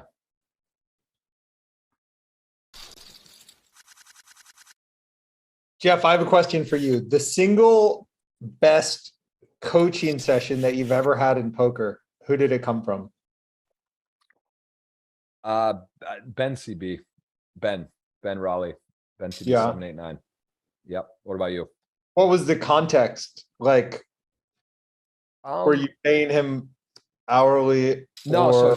so he has the Raise Your Edge program. That's something I've been working with them for a long time, maybe 5+ years. So just kind of, we do some stuff checking in now and again, but just kind of looking at sort of running through hands, putting it together, and then just sort of him breaking down certain spots where I was like kind of way off, where I was just like approaching the game wrong. So it was just kind of nice because he's like also just a great style. It's rare, I think, to have a great player be a great coach, and he is that. So I just a few different times it's been really nice to kind of get some insights into him, and him to also not be a yes man, right? You don't want to, I want the real stuff. I want someone to tell me, man, this is terrible. You can't be doing this. And he's not afraid. He's got that German, toughness to him. And he just kind of lays right in and let me see some leaks very quickly. But yeah. What about you? And Raise Your Edge is his program. It's like a monthly program or something. It's a one-time cost, and then they have different versions of it, and they have some stuff as well. Where it's called paired, where you can do. It's basically ranges and really cool how they do it. Actually, it's worth checking out. But yes, they have a program you can buy. It's not monthly. It's usually just like a one-time fee, and then there's different levels to it. So that to me, it's been the most helpful. I know there's like 4 or 5 amazing programs now, right? So it's like it's just different styles, different ways that are nice. But I think for me, that's what I've just kind of been used to and I like the most. Yeah, for me, let's see. No Limit. I like the sessions that I had with Michael Acevedo. Mm-hmm. I recommend his book too for listeners, Modern Poker Theory. He also has a tournament book that's coming out this month or August. Should be a good one. And then PLO had some good sessions with Corey Mikesell, who has an expensive Heads Up PLO book. And for Six Max, I liked Richard Grieco. Richard Grieco, wow. That's I've heard actually that name a few times now. I'm not. He's over at Run It Once. He's got some good stuff over at Run It Once. Interesting blind here. Guys, can we talk about this? You are chip leader. You guys, for a $200 giveaway, if we get to 400 thumbs ups, you guys are currently in the chip lead of the tournament. I mean, 200. This is wild. Wisen is getting it done, man. Look at that Austria flag. They're powerful, man. They're tough. I think they're the toughest. The Austria-German flags, I just always feel like play so well. And Bryn Kinney looking dangerous there too at 1.7 million. So chips have been flying around.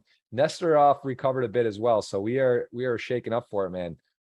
I love that they're in action. Chip lead. The fans have the chip leader from the back of the pack, man.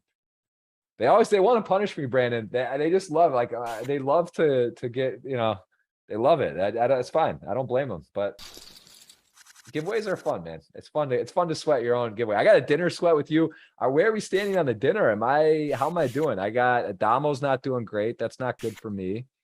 Who do you have? I do have Wisen though, I believe. I have Adamo, right? I have Adamo, Nesterov, yes. Wisen, and Doberman. What is it? Is it cumulative payouts, first place? Like what? First, you got whoever wins. First, okay. Wait, you have Wisen? Why do I think I have Wisen? I have Adamo, Nesterov, Doberman, and Wisen. Okay.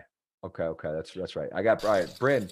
I got Bryn. Bryn was nice to catch when he was sort of short stack because he's in there 2.3 million. He actually does not have a title for the Super Millions, which is such a decorated career, and interesting to see that he is, yeah, he's fighting for his first title in here, and Adamo going for a record 6th title, but he's definitely not in the driver's seat right now. So let's see how this shakes out, man. We're still 7-handed, Brandon. Do you have, what time is it? You got dinner plans? I mean, I think I told you like 2 hours normally, but we are 20 minutes away from 2 hours. I think that's we're looking like the over on that at the moment. This is definitely, people are playing solid. People are playing to win. Are we going 40-80 next? That'll Yes. kick up the action a little bit. Yeah, no, 40-80 should fly. Yeah, it's gonna move. No, it always does. I mean, like I said, it's never really takes like an exorbitant amount of time, but these guys they're playing, and there's been some doubles and some what's the word? Consolidating. So it's always interesting. When you see the runaway leader, the Damo usually plays that role. So when he's sort of not doing that, no one right now has really separated themselves. It's actually extremely even. Look at that. 2.1, 2.2, 2.3, and 2 million. It's so unusual at 7-handed to see it that tight.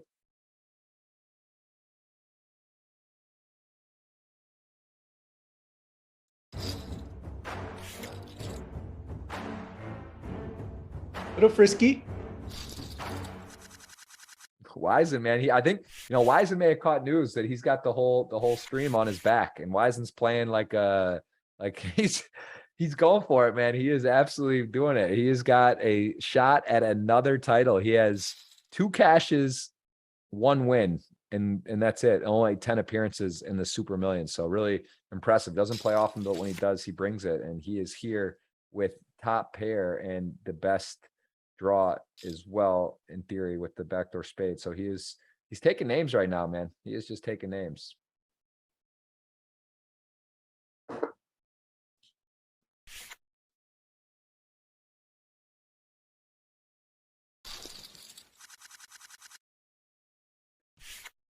All right. Well, this is we're playing to a winner today. This is a one day stream. We have got ourselves a quarter mil, 243 up top. You can see the pay jumps start getting meaty here. Andres Nemeth has not gone his way today. He's sort of just been met with better hands. He's running every time he's 3-bet. He's gotten 4-bet. He's just kind of not had it go, but that is a nice open, and he does pick it up 9-10 suited, just over 1 million chips now. So he's hanging in there. If you were going to Cyprus from Miami, there's no easy path, right? That seems like one of those 16, 18 hour at best kind of journeys. Yeah, that's exactly right. And 7-10. Look at Leonardo leaning on Adamo. Where are you flying from? No, I flew from Milan. I flew yesterday. It was actually ended up being a delay. We missed our flight, extra 3 hours in the airport, and then tough with the 3-year-old. So that was like a 24-hour trip. I came yesterday back, so I landed late, got home very, very late last night. But yeah, long time, long trip, very long trip. I'm actually in Michigan now, not in Miami yet. I'll be back to Miami later this year. But clean living for Wisen. Yeah, very, very clean. Not even, I mean, almost too clean, guys. I'm getting nervous. The giveaway is pending. I said 400 for 200, so maybe it won't hit that. You guys are like, don't slow roll me. We got 1,400 on watching, you guys. If you want to be part of the giveaway, hit that thumbs up, and we will do it on stream today. I will check in and do that, but it's still a lot to go though. Although Wisen's sort of just, his graph's looking good right now. Mr. Doberman very short in the big blind. Bryn's going to capitalize here, going to pick up and likely just. It's kind of tough. What do you do when you're in the big blind and you're so short? You know, you're incentivized to call, your risk premium's the lowest, but do you peel because it's only like, oh wow, look at this. Woohoo! We might really not leave. If he gets a double here, I mean, the short stack chips up, he gets it all in. Bryn's gonna never expect this. The 8-6 off has 2 pair, but still only 70%. Let's see if he can fade it. Oh, more outs. Still 72% to the river. Can he fade it? And he is going to, it's slow, it's a 3, it's a fade, it is a double. 655, Mr. Domerman, keeping us 7-handed, keeping it going, keeping it moving. Bryn Kinney, a little unlucky there.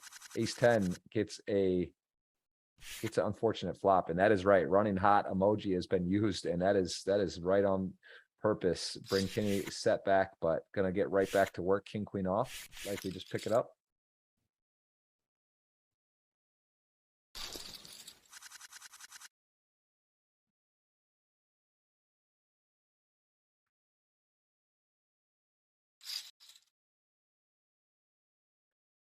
Queens for Leonardo 23. Under the gun with the min raise. So With some of the really aggressive players behind you, you don't mind playing a coy here. With at this particular table with Wizen and Yanesterov, like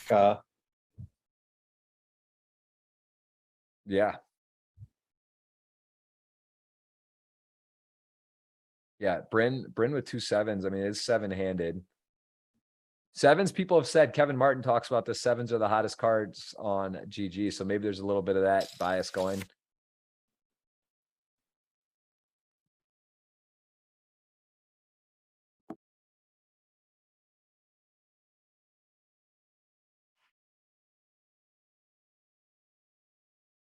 So he does peel, and 2 queens, gets a really nice flop. Jack 3 deuce. And this is part of the problem when you peel sevens, because there's going to be times your opponent has ace queen suited, ace king, and you have the best hand. So it's kind of it's a tricky one to play.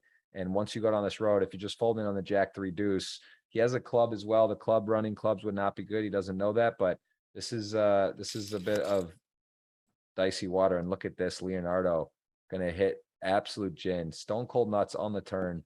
Very wet board, a lot of hearts, a lot of, I should say 2 hearts, 2 clubs. So there's all kinds of draws, although he gets flatted on the flop. And I mean, what do you do here with SPR about 1, less than 1 for Bryn?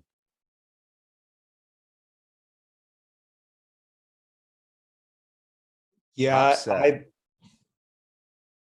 I think there's a pretty good case for I think there's a pretty good case for the large sizing, like whether you have ace king or something that found a draw or your top. I think there's a pretty good case for just having it the pot sizing, the all-in sizing. Yeah, Nemeth, who has not had it go his way today, sees the chip leader open. He's got ace jack off. Does he want to rip in? There's still 4 players left behind, and 6s though. For this, it's a little much, right? You're just kind of flipping at best. You got the chip lead, and he is going to likely fold, although you see says wants to call. So yeah, nice pickup there for Nemeth. And he would have been behind, so a good result for him. Behind flipping.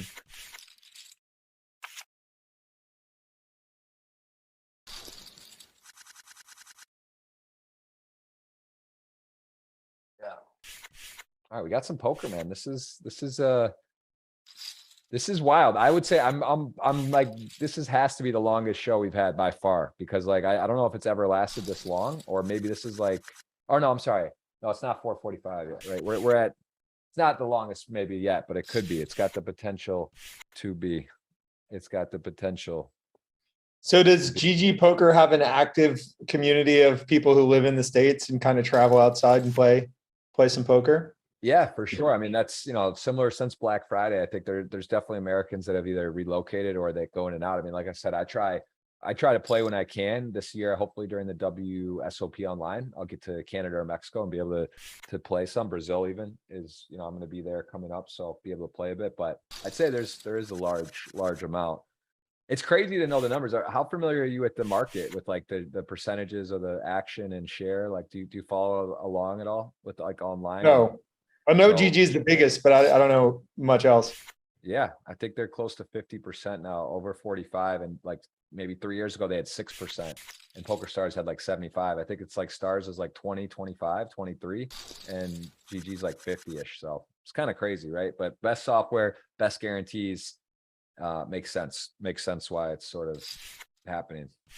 And is it right that there's sort of a tournament focus, like the cash game rake is a little higher and the tournaments have more of the share than they have at other sites? Is that right? I believe, yeah, that's my understanding. I couldn't tell you like the different stakes and sizes for cash. I mean, I haven't played online cash in a long time, and I don't know, but yeah, I know there's obviously, they have like the system rake back and tiers and different protocols, but yeah, that's my understanding. I just don't know the set fees on the different games, but it's I think there is a lot of cash games actually.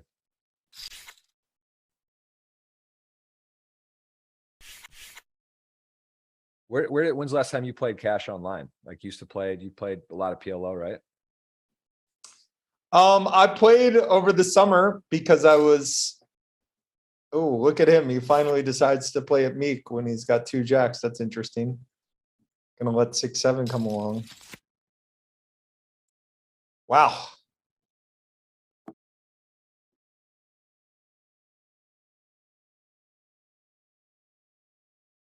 Jacks. Look at this board. Wow, wow, wow, wow.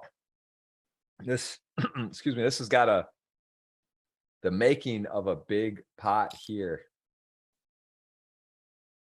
Although Bryn, right? It's a 7 high flush draw. You're drawing to a 10 may not be good. So it looks like a massive, massive spot, but it's really not like, it's not like a absolutely like nutted board by any means, but this is definitely, he's got equity. He does jam it in top set. I'm gonna look it up. This is a huge swing, huge pot, 60% for yes or no. Fades the turn. And can he fade the river? It is not. Oh my goodness. Members roll. Woo, man, that'll wipe the sweat off the forehead. Bryn up to 2 million. And Nestorov has got a head to chip lead. He is now at risk, Brandon. I mean, what a swing.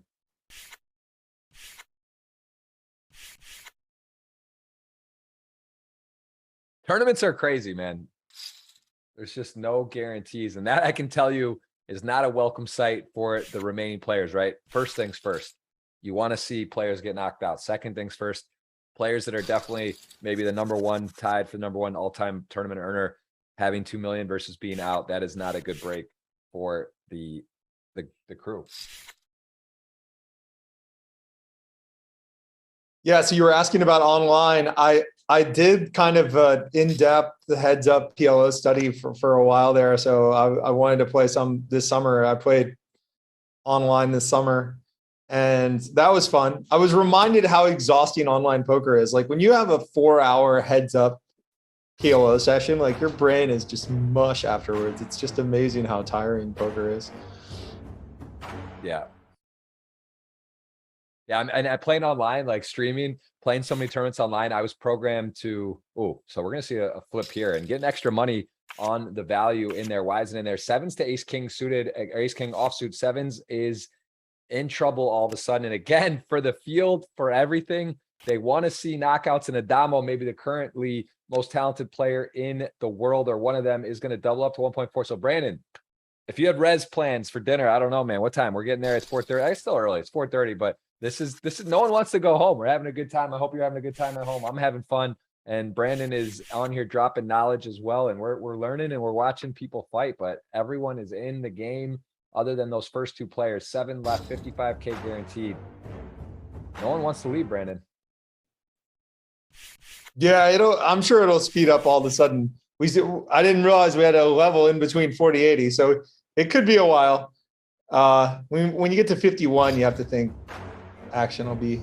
That's generally, I think 61-20 is almost like the latest it ever goes, roughly. But it does depend. But Adamo going to pick that up, small blind, big blind, and we are off to the next hand. 35-70K. No one has much here. We saw Adamo open up much lighter here even than this in a very similar situation. I think he opened 6-9 offsuit. So look at this. The hammer. There's your boy, Brandon. There he is. King 6 off. That's not everyone's going to make that shove. Yeah, I think that's approved. Favor that shove.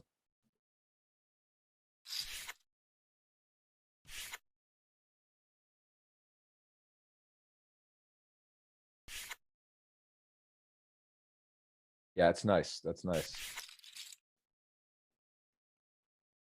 But yeah, online poker is quite exhausting.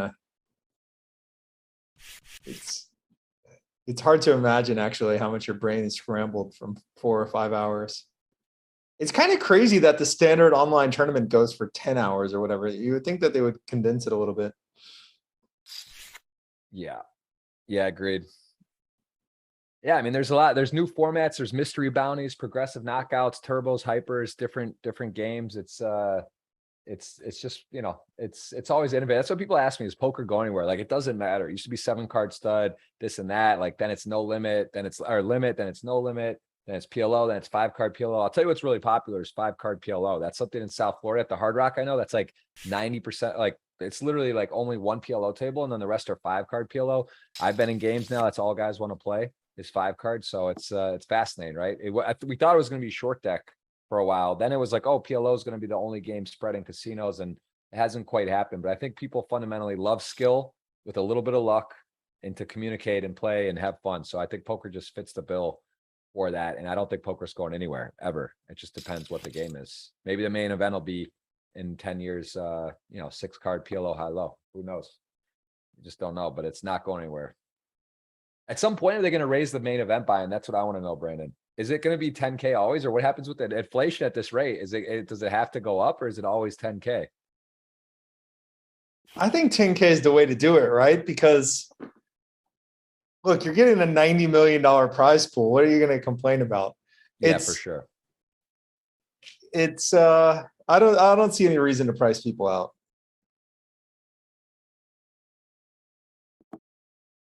Yeah, true. I was sweating this year from kind of 30 down to 9. And it's just so exciting, right? Like the main event is a special thing. I really enjoyed the rail sweat this year. I was sweating Kenny Tran. He was looking good, finished 17th. But it was fun just to hang out on the rail, chat with people, see the action. It would be, well, there were really good streams this year. I don't know if you caught much of it, but you had some very, very entertaining players. I didn't get to see it, but I know the coverage has been amazing in general. And look at this, Jack 5 getting put on by Andres Nemeth, putting it on the line here on a miss. Look at this bluff. This is high level.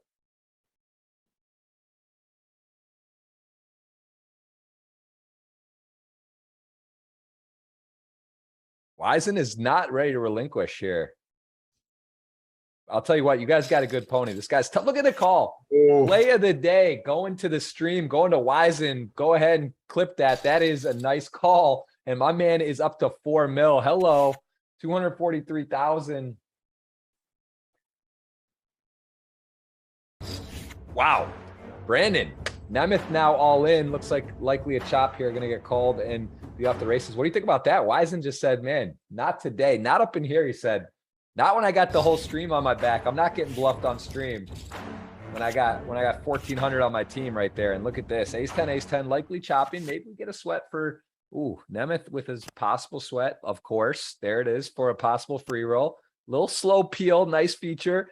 On the river, not going to happen. And Nemeth is still tied for short stack. Look at Doberman now and Nemeth both in a little dogfight. But look at that. Nemeth not worried. He's like, I got ace 10. I don't care about a pay jump, and I'm putting it in. I likely have the best hand, gives it up. So Andres Nemeth does now have slightly more than Doberman, but very short. Yeah, in Nemeth's seat right there, of course, you always want to do your sizing according to what you would do if you had value, right? Like you want to be betting the same size if you had the 4 in that case versus not. And you don't want to have a different sizing for your bluffs than your value naturally. But that said, it just feels so awful when you're like leaving yourself 270K and you kind of get called by the Jack 5 and you think, well, if I had just put in all of it, do I not get called? Yeah. Yeah. All right. Well, ace 2 sevens and Nemeth has now potentially he's back. He is back. I mean, Brandon, I'm convinced we're going for records today. Might as well, if it's going to be long, it might as well be the most long, right? It's got to be, if you might as well just do it all the way. So we're still 7-handed and tough beat for Doberman there, who's going to potentially lose out on 15K. I mean, of course, not over yet, but that was his best chance, right? The short stack all in at risk, the only one near him. And now he is the clear shortest and he will be hitting the big blinds the next hand. And look at this, Wisen, King Deuce off, a little stunting. Maybe we're missing something, Brandon. Maybe King Deuce. We've seen King Deuce get active today. Oh, and Bryn finally picking up on some out of line frequencies. Yeah. Nicely done, Bryn. 2.3 million. He's had quite a ride today. Up to a very healthy second place. And I am maybe my best chance to avoid an expensive dinner with you is Bryn at the moment with 2.3 million. But yeah, Nesterov going for it here. Actually, we're gonna get to C5, Brandon. Certainly not folding with 4 blinds or whatever it is there. 8's to king queen, important pot. And we are potentially 8's 3-1 favorite after fading the flop. Ooh, always spice, but takes away the spade. So we need a 9, an ace, a queen, a 9. Oh, it is a spade though. And no one is going home, Brandon. That has been a theme today. People are not ready to leave. We are still 7-handed. And Jan Nesterov was once chip leader, finds himself in a very lonely 7th place at the moment. I mean, big difference between 7th and 1st, almost 200 smackaroos. And he is very short.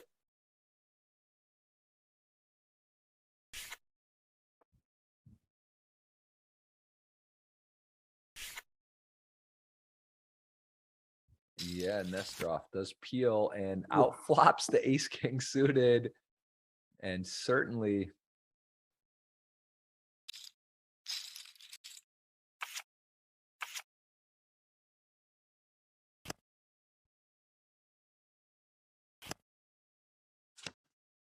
look at this. 8:59. Brandon, I might owe you a dinner anyway for the time. When I told you today, 2 hours max, we're almost basically 2 hours is roughly max. We're already there and we are 7-handed. That's for sure a record. That has not been the case, but I gotta say, I'm enjoying it. I'm entertained. We got a great audience with us today. A lot of people watching from all over the world. Thank you guys for joining in. And I hope you're enjoying because this has been a treat. And Doberman going to rip it. And again, going to be a 4-1 dog for us to not lose a player here. I don't really want to, I can't, Jan Nesterov going doesn't seem right in 7th, right? Like, let's let this guy live a little. Doberman at risk. Mr. Doberman jacks to 3s.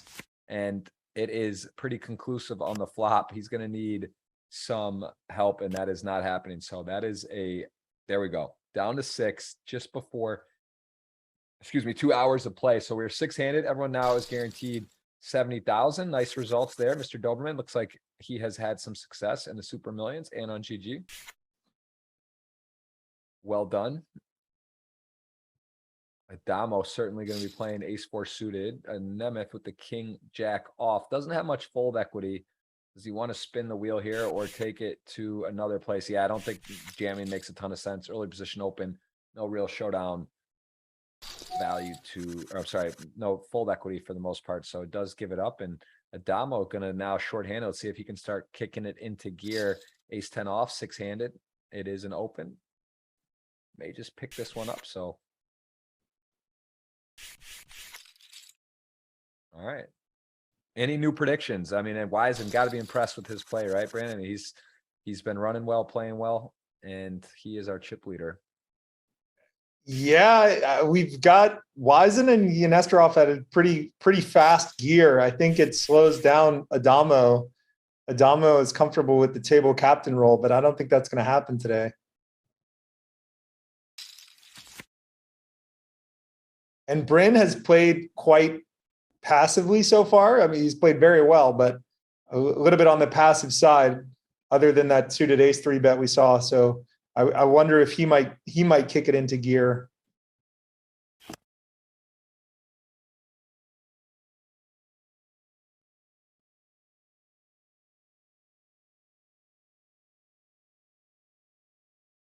Yeah. This is, it's wide open right now. This is anyone's game for sure. A lot of similar stack sizes and a lot of play left, and king queen going to smoke the river there into a winner. So ace deuce wasn't the lead. Now it is not. And yeah, Nesterov looking like he's all of a sudden going to be a healthy at 1.7, 1.8 million chips. So he has found himself into 3rd place all of a sudden here. I don't really see a scenario where, unless he bet and got blown off, which isn't going to happen, he's just going to pick it up. And there it is, 3rd place. So 6 left sitting in there. So what's on Ali's docket as the new GG sign? What's on his schedule? Yeah, so doing, he's sort of helping out with content, doing some projects as well. And, I know that I'm not sure his specific weekly what he's doing on there, but I know he is involved with some content projects. And look at this. Hold on a second. Nemeth, ace queen suited, 10-3 off, just savagely shoving, and still though has some equity. Nemeth, who has had a tough go of it, has to fade only a gut shot now. And now it is not a 4 clubs either. So let's see if he can do it. And look at this, man. Nemeth in the building. This is now extremely even, the stacks. 1.1 million all the way up to 3.5, but we're seeing some action here. Wow. 10-3, man. Adamo, no, just absolutely going for it there. Are you signing off on the 10-3? Is he just 100% shoved there? Or do you think that that's just a bit disrespectful? Yeah, I can't sign off on that. I can't. He's obviously has exploitive reasons for doing it, but yeah, I can't support it.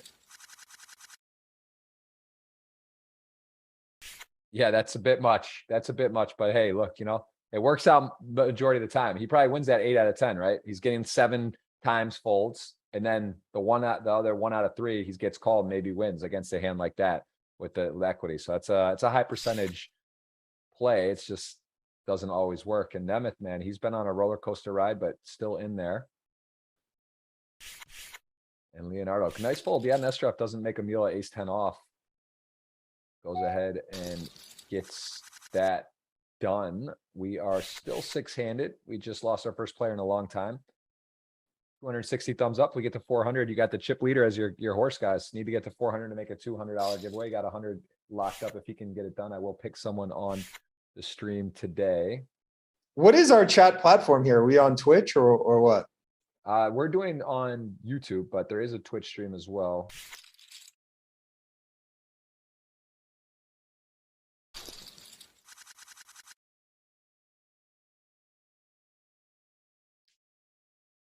My podcast has slowed down to around 1 a month. I still really enjoy doing it, but my pacing is around 1 a month. I actually just took my first break ever on the podcast because I was traveling and I was in, I was whatever. And now I'm actually going to be having a new sponsor when I start back up. But it's so fun, but it is so time consuming. It's crazy, right? Like, like the work that goes into it with planning the guests, coordinating the time zones, doing the stuff. There's a lot of behind the scenes. So I love it too. But I'd say, that's normal, right? It's just so much work. Anyone that does a podcast, I give them a lot of credit. If they get over 10 episodes, because I think some people bow out or they just, they don't follow through. So how many do you have? You've done a fair amount. I have like 46 or 47, something like that. Wow, that's a lot. That's great. But you plan to kick what's your, in a dream scenario, what do you want to do? 1 a week? Is that sort of the goal, or? Hard to find that much energy. Maybe like every other week is good pacing. Yeah. That sounds right. I was thinking about getting a studio in Miami, like making like an actual like live kind of thing. Would you have any interest in that? Because I mean, there's places you can rent, but I guess if you're doing one every 2 weeks, it might not make sense. Maybe you could do like a pro rata, but I just feel like it'd be nice to have like a live studio for podcasts. That could be fun, even if you don't do it live, right? If it's like set up, but you're doing it like a call in, but it's like a more professional setting. Let me know if any interest. Obviously, I wouldn't. Yeah, I mean, I have the space in my condo. Have you seen it? Like, yeah, I came to your condo. Yeah, so I have the space in the condo. That's what I use, and obviously, that's very convenient. If you find someone who's ambitious about making things happen, maybe we'll do something. We'd have to rent it out, right? We'd have to have a few studios and rent it out. We'd have to have someone who could organize things. Maybe a wine bar / podcast studio. Yeah, no, if we're gonna do it, we gotta do it right. Maybe a poker setup there too, the whole deal. We might have to have like a full thing. So we'll see. But yeah, it's on the list of dream things. But yeah, let's one day at a time. Let's see. What would be the optimal hours for that? Our wine bar / podcast studio. 5 to 10 p.m. 5 p.m. to midnight. 24/7. We'll get a couple of other partners and we can have different times when you want it. So yeah, let's see. Man, you know what they did like at the lodge in Austin? Like that would be cool. I don't know their legality, obviously like the rules, and it's different in Florida. I don't think that's happening, but it's pretty cool to make like a club, and it's just kind of crazy how how that's able to be done, right? Like why in Texas that's okay versus like Florida to have like a club card house sort of rules. The Texas has those interesting rules though. So are you familiar with that? Like how that works? Yeah. You could like play for a finger or something. You could play for punishments. That would get some good viewers. There's no laws against that. Could yeah. Look at this, man. Look at Adamo really stepping out here. Wow. Bet call. And now on the river. I mean, guys, this is your hero, Wiesen. He's in there with the best hand with the million in the middle, and Adamo as the short stack with 560 with about a 0.5 roughly SPR, maybe a little over that. But what is he going to come up with here with the absolute worst hand? He gives up, and Wiesen is at 4 milli. I am looking for my electric money wallet options today for you guys, because it's $100 potentially out the pocket, maybe two. We can get those thumbs up to 400. This is the Wiesen show right now, Brandon. 4 milli. It's an impressive call. It's a difficult call to make there with the queen 10. Yeah, so much has to go right. You have to have the best hand. You then have to fade the river if your opponent is on a semi bluff, and then you actually have to get the showdown, right? Or the opponent. What do you think about that king 9 off fold? I can't find that myself. There's a few hands today where I'm definitely making a few mental notes, timestamps on it, and I want to take a look with some people that are maybe a little more versed than me in certain spots. And this is definitely a learning opportunity today. There's some cool hands in here, and then there's some unconventional hands. I'm pretty sure there's some just like things that are not going to be recommended, but there's also some very interesting cool spots here in Adamo with deuces. This is not a spot he's familiar with. Being the short stack under duress, not really having fold equity, does call. And look at this. Flops is set, bottom set versus mid pair, likely just going to go stuff and obviously call fast. And 4-5 suited needs to hit some of those running combinations. Runner. He's off the board percent wise, into on the board with a possible flush draw. Can we see it? Not going to happen. Michael Adamo, welcome back to the game. 1.1 million. This has been a memorable stream, Brandon. We are in 2 hours, 7 minutes in the stream, 6-handed, and we are getting to see a full plethora of situations here. Leonardo 23, is he going to stand up here with his stack and the chip leader opening? Probably. There it is. Yeah, Bryn, that was a very tight fold against an open from the small blind to give it up with king 9 offsuit. Very, very, very tight fold. Yeah. All right. There's a big hand, queens, and Nesterov, who likes to play, certainly not going to fold about 20 blinds exactly with 9-7 suited, and he does fold. Okay, I guess that's probably makes sense, right? With the stack size, I guess it's like ICM wise maybe, but I would think based on how he plays to fold 7-9 suited there, he would like to peel there. What do you think, Brandon? Yeah, I'm a bit surprised he didn't defend there. Especially with his game, right? I don't think it's like the most unreasonable fold, but just based on how he plays his style, that was like he's playing king deuce off, 3-betting, like completing the action with 7-9 suited is doesn't seem unreasonable. But look at this, ace jack, ace 8. Adamo steps out and he is in trouble here. Ace jack to ace 8. This got chop opportunities, running hearts, and we are going to see a river card here, important pot, and we are going to see an elimination. Ace jack is on the board. Everyone's going to be happy about that. We are down to 5-handed, 90,000. Look at that profile, rocking the scarf, rocking 8 million, and not going to get his 6th title here at Super Millions. But the field is down. And is that aces? Is that aces in there? Let's see. Does he have a limp? Does he limp? Does he just go with the 3x because kind of keep it standard? Does he set some trap? I don't think Bryn's really gonna be. I don't think he's gonna be, making aggressive moves. So I think the raise makes sense. But wow. So I didn't see. Okay, he's cashed for 8.7 million. Was that number one? No, it said number three, right? So Adamo had cashed for 8.7 million, which seems like a lot on the site, but yeah, that is a lot, and that is what he's done. He has done some real carnage out here. There's some players with some big. I mean, it's crazy. GG has these 25Ks. They've got all these different big buy-in tournaments, and there are some absolutely insane results.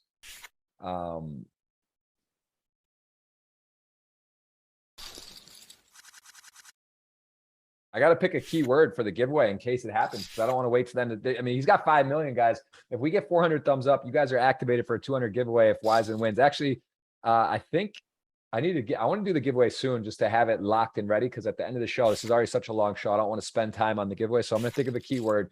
We're going to do a keyword. And then if it wins, it's going to happen. Wow. This is what a spin, man. I'm impressed. This man's played very well. He's also made some great calls.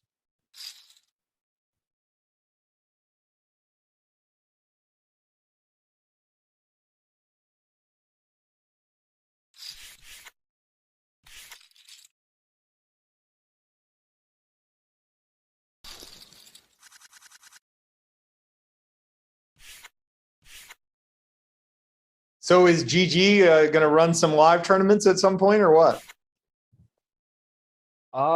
Yeah, I mean, that's the natural progression, right? There's got to be maybe a series. A lot of the sites have these live series, but I know there's some talks actually about where on the day I signed, we were discussing, and this was mentioned about the GG Super Millions live. So taking a 10K buy-in and keeping a track recording of that result, right? Like your plus minus in a 10K sort of freeze out where people get to track the results of that tournament. So you can see who has done the best in this a similar live version format that will be tracked, the total up and down results of players, and there'll be some stuff on that. So that is something in the works.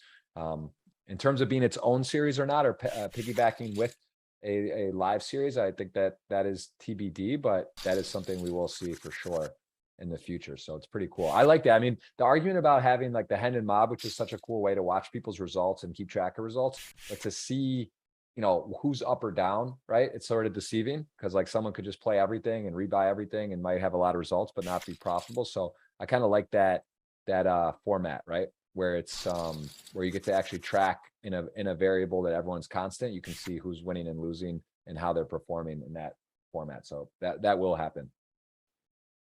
Likely all in coming here. Yeah, Bryn has been battling nicely, and Andres Nemeth, who finds himself 5-handed, sitting in about, he's got plenty of chips, but this is an interesting spot on, does he just have to rip it here mandatory, or is he ever? Yeah, and Bryn, that's a fast call. Quick call. Aces, king queen suited. King queen suited though does have some equity, has a chance for something, and that is a very grim flop and no equity turn. Andres is still in, but very short, and Bryn Kinney is sitting nice. So a little fighting chance now for me. I mean, I got Bryn versus Wiseman right now, 3 mil, 2.8 to 4.9, and Andres Nemeth with just over 1 big blind. Gonna need a lot of help. Jack 7 suited for a blind.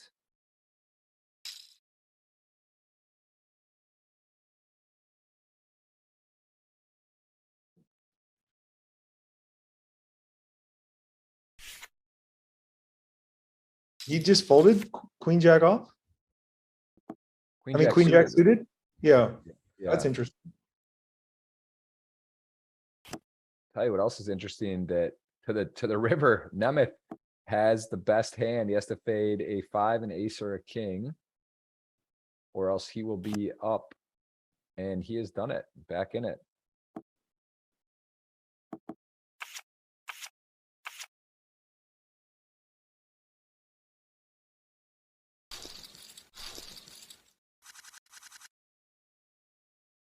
Unusual fold there with the Queen Jack suited, just because you get some protection by the all-in player. You get to see a 4th card a little more often than most players would come along there.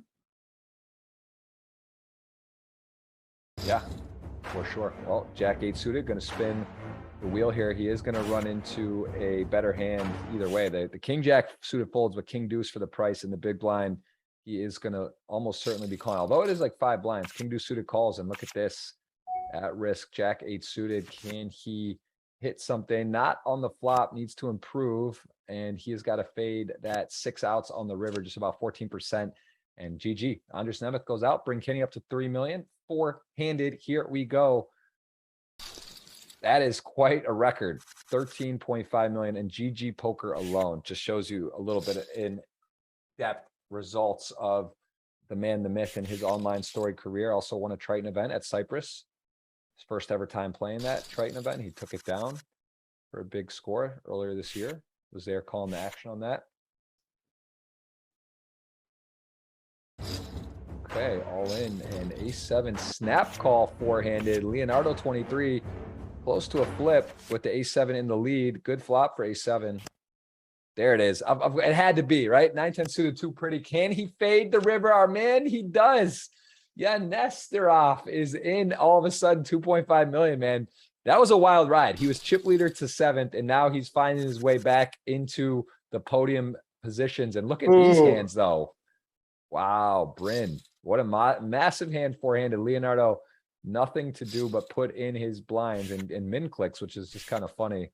But yeah, Bryn is just going to go ahead and get it in. Nothing cute. 1.3 million pot, ace queen to kings. And we are going to see a ace in the window. Dicey spot now. Needs a 2-outer on the river, or else we are going to be 3-handed. There it is. Good game. Claps all around, and the player's now guaranteed 148,000. Yeah, Nesterov was in a going to be in a different mood, Brandon. He was 7 of 7 for 55 after being 1 of 7. Now he finds his way to final 3. So quite an emotional day for our friend here in the chat, guys. If you can get to 400, you've got 200 giveaway locked up. Chip leader Wiseman, you are sweating. 300 thumbs up. Thank you so much. 1,500 watching live. Jeff Gross alongside Brandon Adams, calling the action. Super Million Season 2, episode 51. Someone's going to win, Brandon. We are into 2 hours, 15 minutes, 3-handed. So it's moving here all of a sudden. Blinds are up, and look at Bryn. King 3 suited, just going for a little spin here.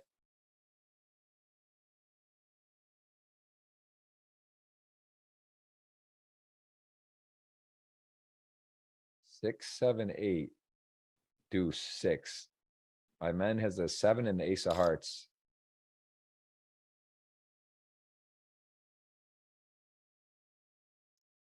Let's guess. You think he's going to find the call or no? Yeah. I think he's going to find it. Yeah. I mean, my man looks for reasons to play big pots, and he has the ace of hearts. He's also got a 7, 9x misses, 5x misses. You know, he's already 3-handed. He's had such a ride. He's out of shot clock too, which is running out of time here. Moving forward. He had some fear chemicals kick up in that brain for a while. He got a little tight. He got a little snug, but I think he's going to find it. Nice call. Bryn Kinney stepping out, and Nesterov. There's been some great hero calls here.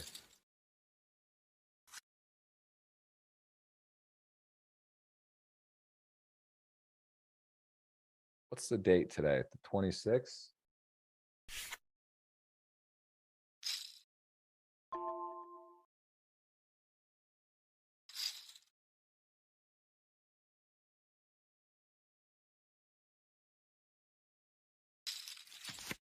So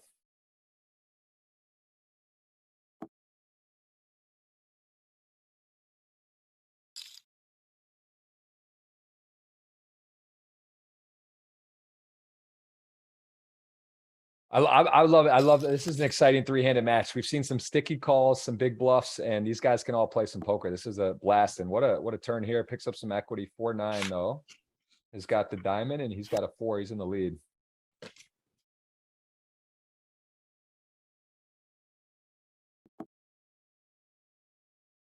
Nice river for, if he wasn't sure, now he is. And a little bit, you know, Bryn got the tease with the 2 overs and the flush draw on the turn. But that is Bryn maybe has some illusions, although not a really good can to call, right? He has the diamonds that miss if somehow he picked up equity and shoved or started betting, but Bryn, it's kind of one of those hands you just feel the injustice of it, right? Just feels like, man, I got king 10 suited. We're three-handed. I flop 2 overs and then turn the second up flush draw and then brick out. But ace, jack, king, queen, we could see a big pot here. So min raise and could justifiably just shove. Also just call, right? There is ICM. What do you think there? That's close. That's a close spot to just rip in the king, queen. Yeah, Bryn, we're observing him play tight, and then frequencies are also a little tight. I think it's very defensible to just call, but you can make a case either way.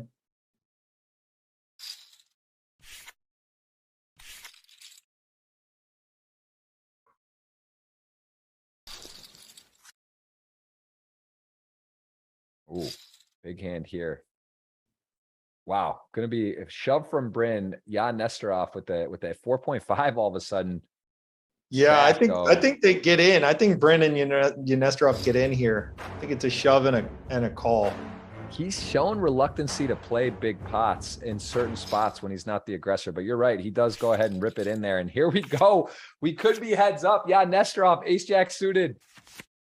Ooh, spicy flop, picks up extra outs, needs to hit a king, ace, or jack on the river, or else it's going to be a double for Bryn. And it is ooh, that looks sort of like, oh, I thought it was the ace, but it's not. It is a 3 of diamonds. Bryn Kinney is up to 4.1 million chips. So Wiesen versus Bryn, could it be? Yeah, Nesterov still plenty of chips, 2.8. It's too early to call. 50, 100 level, Brandon. We're getting to it here. That could have been heads up poker, guys. I'm going to give you, before it gets heads up, we need to hit 400 if you guys want to get that $200 giveaway. We are at 316. I'm giving away $100 if Wiesen wins. I'll give away 200 if we are at 400. Thumbs up. I see. And only if you like the show. Just hit it if you like it. But we got 1,400, 1,500 on right now, guys. Don't tell me you can't hit that thumbs up. I know if you like Brandon, if you like the show, if you like the hands, if you like the graphics, whatever you might be, just hit the thumbs up. We appreciate it. It helps with the algorithms and to continue to grow the show. Appreciate you guys. And we are appreciating some very exciting play here as we see a straight, right? Bryn has a straight. Yes. He does have a straight. A lot going on that board. Does he find a value bet here? He does indeed. That feels thin. Maybe it's mandatory. I'm not betting that. Yeah, I think it's thin, but you roll it. The queen doesn't show up that often on the check call hands. Yeah.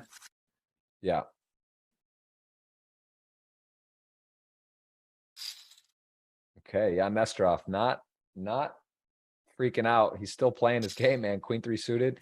Wiesen with the call. Bryn's gonna bow out. Ace 7 suited. What a flop there. And yeah, Nesterov could go quarter pot. He's been doing this a lot, just kind of probing quarters when he has something. So he does continue to stick with his game plan. 20-25% leads. He's had decent hands sometimes. In this particular case, he is betting into a abyss and the diamond just in case. Wiesen, wow. Decides maybe put some pressure on a 9x or a king high here.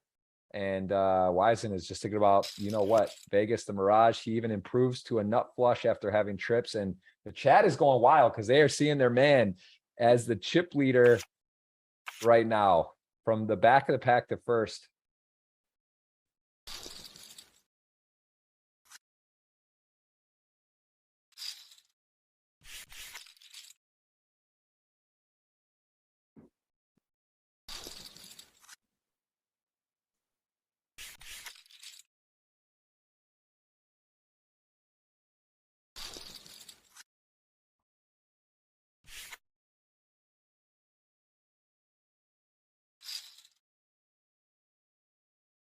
Okay.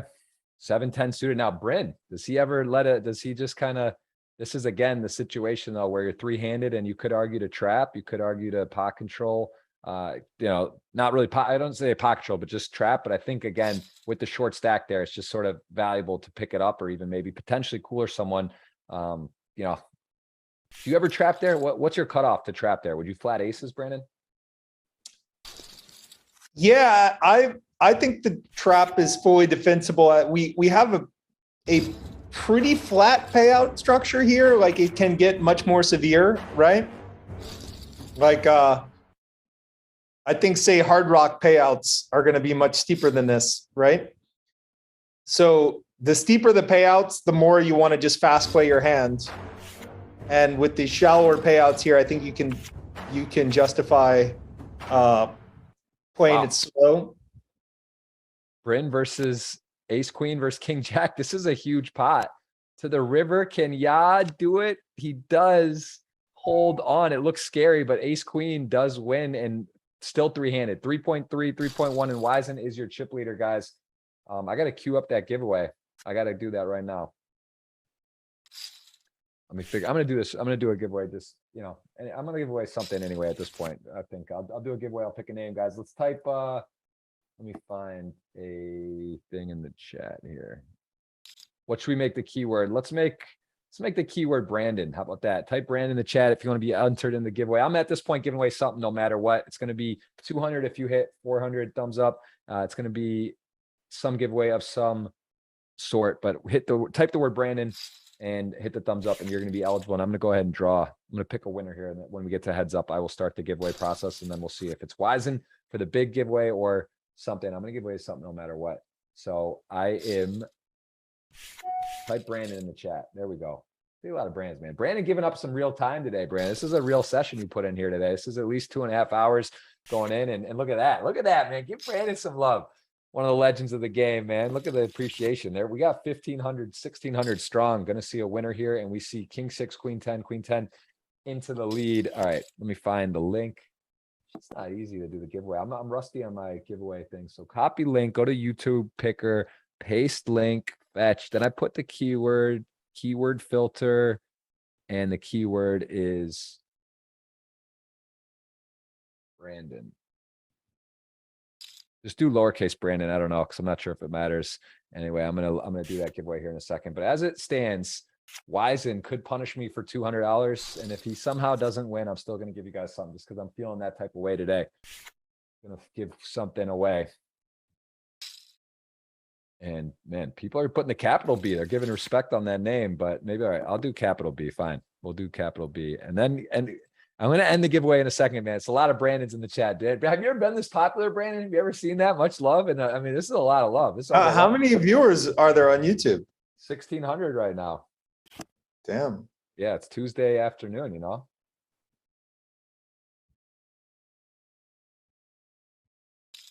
So we are seeing Jack 5 hit that 5 on the river, and he goes for a big bet. Brandon is not interested. It says, you know what? This is a hero spot. It definitely he could be bluffing, but not going to do it. And he says, not sure if, and that is true. He could definitely have had the best hand, but he made the right choice. That's what great players do. Seems to just do that. Jungle Man talked me into going on the Jungle Man pod. I hate being on pods. I like sort of spending my time doing the pods. I don't really like being on pods, but I'm going to pencil you in for mine or one of them coming up. Don't worry. The Jungle Man pod. I was on the Jungle Pod as well. That's one that I love seeing him fall through because he was talking about it for a long time. He asked me for all the equipment, all the shit, like how do you do it, blah blah blah, and he followed through, man. He's running with it right now. And look at this hand. This has got a huge problem for Nesterov. This is actually an unreal board with these two hands to have top and bottom with a flush draw versus two pair. And I think is just going to go ahead and probably rip this in, and this could be heads up in a second here. All right, guys, I'm doing the drawing for Brandon right now. So you can stop typing Brandon if you're in. Let's see if this might be heads up. I mean, he would have to hit a pretty miracle spot here. 90% favored, Mr. Bryn Kinney to the river, and it is not a 5 or 6, and we are down to heads up play. GGs are in the chat. Well played, Nesterov. Very fun to watch. 148,000 going your way, and we are heads up, and you did hit over 400 likes. Cheers to you guys. Cheers to everyone watching. You could stop saying Brandon. We'll get focused on the heads up. I am going to pick a giveaway filter right now. And okay, I've got the name. I will announce it when the show ends. I have got it. I've got it. So we have a winner. I'll tell you as the show is over, when we finish, before we cut it out, I will go ahead and put that in.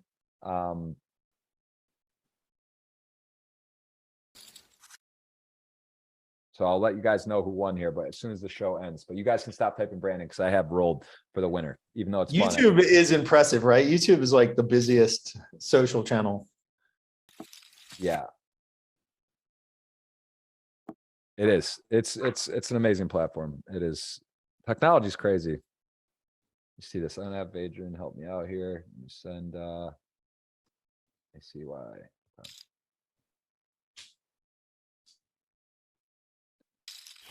All right, king 3, queen 5. Everyone's got a little something there. Wizen is your guy, guys. You're sweating for a nice $200 here if he wins. If he loses, I'll still do something. How about that? That's what I say, even though that's what I'm committed to. Appreciate all of you hitting the thumbs up even after we hit the 400 mark. But I also, for the 1,000 of you who aren't hitting the thumbs up, I got to ask you, are you just lazy? Do you not like the show? Are you whatever? Because, you know, Brandon, how hard is it? You're watching, you hit the thumbs up. Have you hit the thumbs up, Brandon, even? You probably haven't because you don't even have this. No, I don't know where YouTube is. Just at some point, you don't have to do it now, but 1.2 million in the spot. And the good news is a check back. So Wizen 5 million, Bring Kenny 6 million, about 11 million in play. We will have a winner. They're playing for about 50 G's, 53. Yeah, that's a good idea, Bill Nixon. What's up, everyone? Hope you're having a good day. I'm out of water. I'm out of coffee. I'm holding my bladder. I was saying when I used to play online all the time and stream, my bladder was trained to 1 hour. I would just like, even if I stopped for a month or I wasn't playing or anything, I would always like go to the restroom 1 hour, which is when you know you're playing a lot of online poker. But that happened to me for a long time.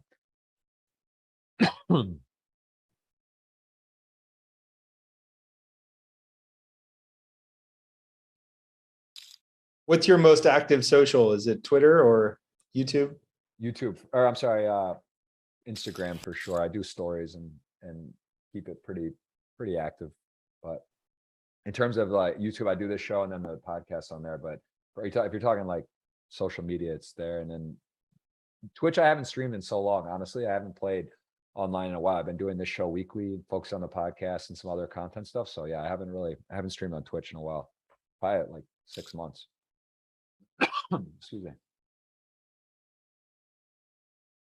All right, we see a big old bluff here, man. Look at this. King 10, though, has actually a decent candidate to call there, right? He's got no diamond and he blocks the straight, but still, I mean, can't blame him for not. And that would be a pretty ridiculous call. Nice bluff for Bryn, giving the fans at home a little bit of medicine there. So, all right, we got a giveaway. Appreciate you guys who have engaged in the show today. Thank you for letting us know where you're from, if you're enjoying.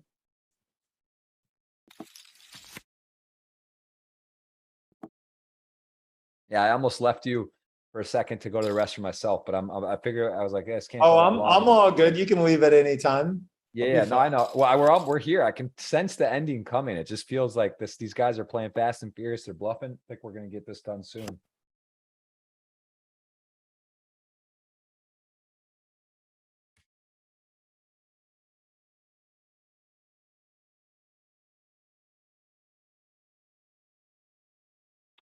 Big river here for Bryn. So that is an important pot. And he is now in a commanding position with 8 million to 3 million. Blinds are 61-20 though, still some play.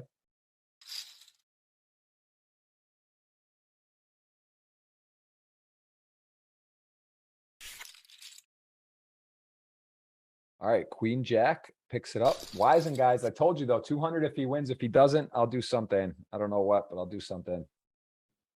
I have a winner picked.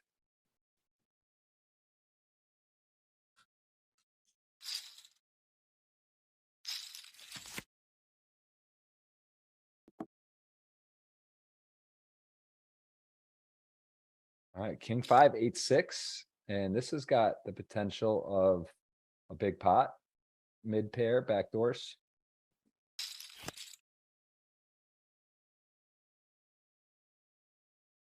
Excuse me.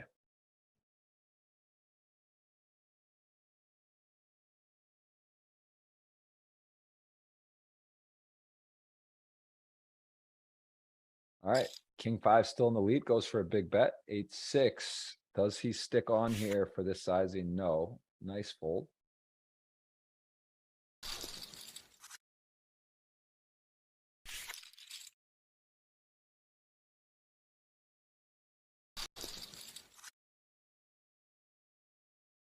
Jack nine suited, 8-5. This is always interesting to see where players start limping at what stack depth. If they do, that seems to be a pretty common thing now that we're seeing. There we go.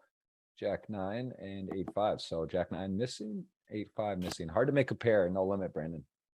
It is not easy. Yeah, Bryn opened up his game quite a bit. Yeah.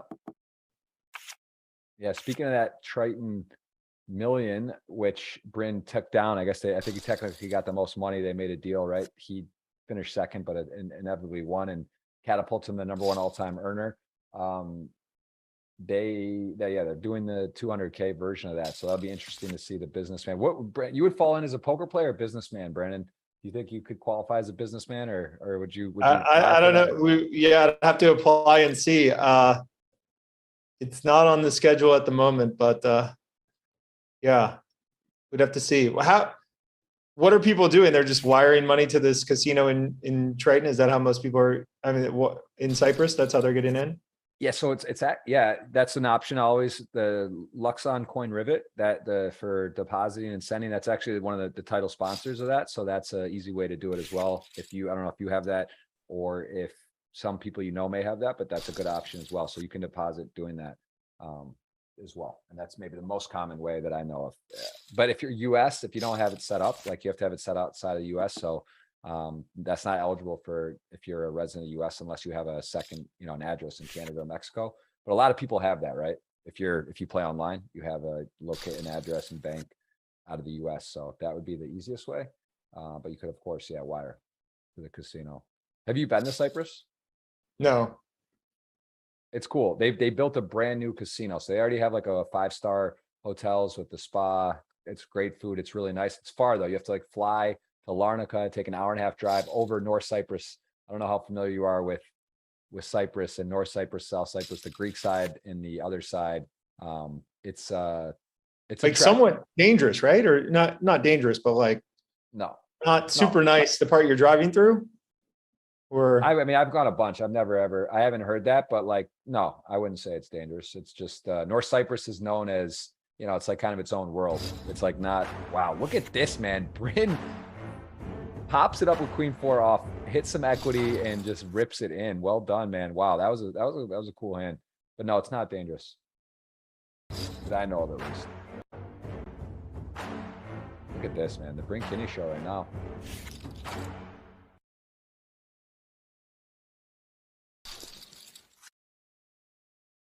Yeah, Bryn Kinney's one that says he does not use solvers or any studying stuff. He's got sort of the authentic street feel poker. I don't know. I mean, he's obviously a smart guy, right? So he's learns a lot and does whatever. But anytime I hear someone who says they never use any solvers and they're at the top of the game, I find that, impressive / almost not believable, but I do believe him. In that instance, he was on my podcast right after he won the Triton Million. We did it live in London. And I remember him saying that. It stood out to me. I just was kind of I was like, wow, it's pretty crazy. Ooh, Wisen for the fans. Look at the check back or the check over with top pair. And now what sizing is he going to go with? I think all of it, right? 1.5x pot. He hits the dream and maybe his opponent hero calls with a 6 or a jack. I think it's all, no, maybe not. Maybe just so important to get 800 or 900. I think though it's the shove. It just feels shovey. You unblock all the pairs, stuff misses. He does go between 8 and 9, and that sizing Bryn, I don't see how he could get anything but call. Taking a while though. Yeah, didn't like it, but look at that. Nice. Do you think Bryn could fold there? Would he fold maybe with the weak jack for that? Although everything kind of misses for the most part, the spades. So nice pot. Wisen sticking in it. He is sticking around.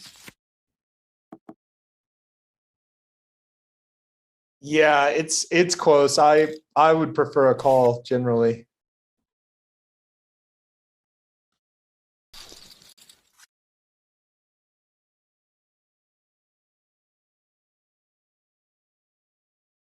Yeah, King 9 suited, 3-5 suited. The boys are battling. There is a little something for everyone. This is definitely for a heads up, pretty big flop, right? The pair where you got to believe you're most of the time good gets check raised.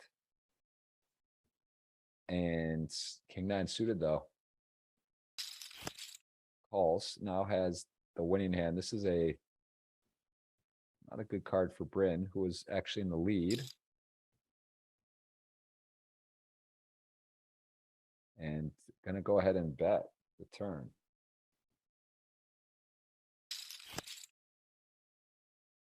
Yeah, if you're wise and no real reason to raise there, right? Especially hit the king, you gotta believe can have the best hand, and the river comes in, and Bryn goes ahead and blocker kind of betting, just see, doesn't want to get bluffed or maybe have to call a big bet, and thinks he could have the best hand. He did until the turn. The hearts did miss, but the king was enough, and we're already back to about even.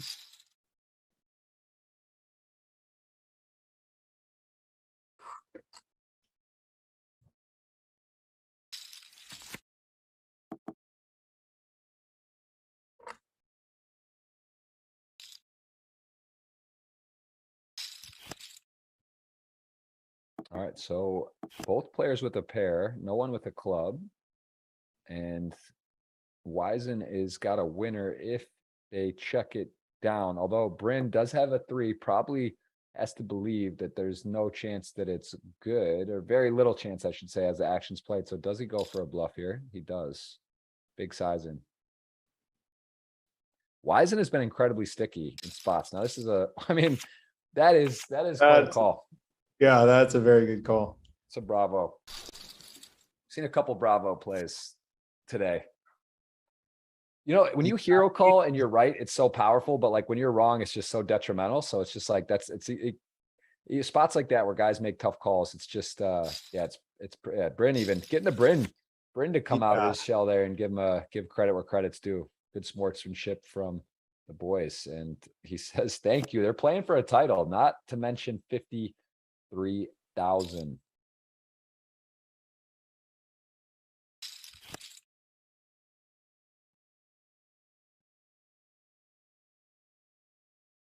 Happy Van Winkle 2-3. To activate the giveaway, you had to type the word Brandon, and hit the thumbs up button. That is over. Although it would be amazing if you hit the thumbs up button. I would appreciate that if you haven't already. And I know you, my man. You're a long time faithful, always in the mix, always giving positive energy. So appreciate you. Good to see you, Pappy, in the house. But we will do giveaways, usually GG tickets, but today it's going to be cash out of my pocket. If Wizen can win, it's 200. If he doesn't, I'll still give something. I just decided.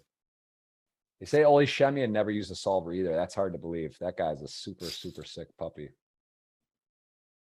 I haven't played much with him. I know him, but I haven't played much with him.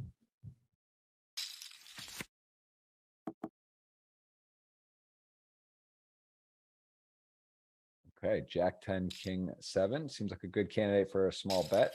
King 7 certainly going nowhere. Really nice card if you're Wizen, right? Just in case you thought maybe your opponent had a queen. Very unlikely he does now. Bryn decides no equity picked up. He's going to slow it down, and Wizen with a winner. If Bryn does check, he does. So these boys are still playing, man. We are going to potentially getting close. 2 hours, 45 minutes in the show. Hope you're enjoying. Again, Brandon Adams here, taking the time today.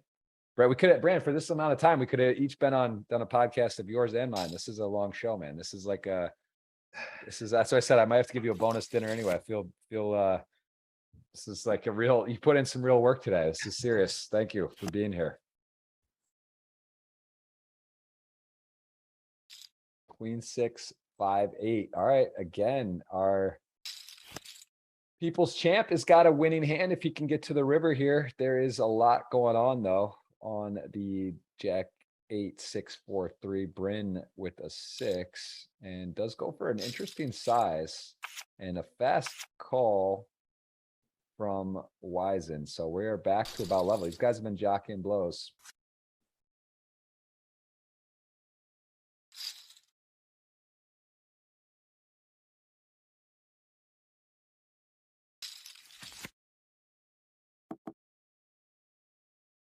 Yeah, Wizen is at risk of being the passive player in this heads-up battle, which is never where you want to be.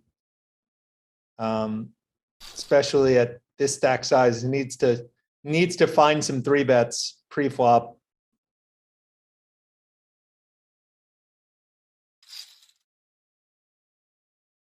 All right, 3-9 suited king queen, definitely a hand worth considering raising, I would think, but does just call. There's some advantages to doing that. And these guys now are a little more even stacked. So king queen in there, and 3-9 suited checks back open ended. Very interesting with the 9-3.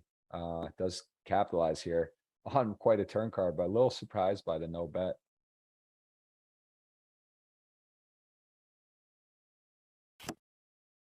Wow.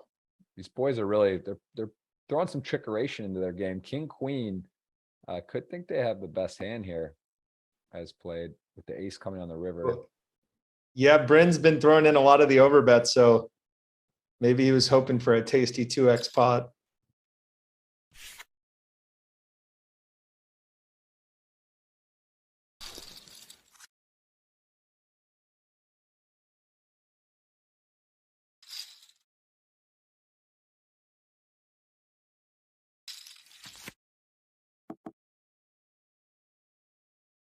Yeah, Wisen's so far at 0 3-bet frequency pre. I just don't think you have to be there with this stack depth. I think you want to throw in some 3-bets. Bryn's Wow. kind of. This is a nasty one, Brandon. Look at this. I mean, they both have trips, and the 10 is playing currently, although there are some chops potentially with the run out if it is. But this is, I mean, Bryn, this is like, if you have king 8 suited, you essentially have the nuts here, right? 99%, 98% of the time. Like, this is just so crazy to not have the best hand here.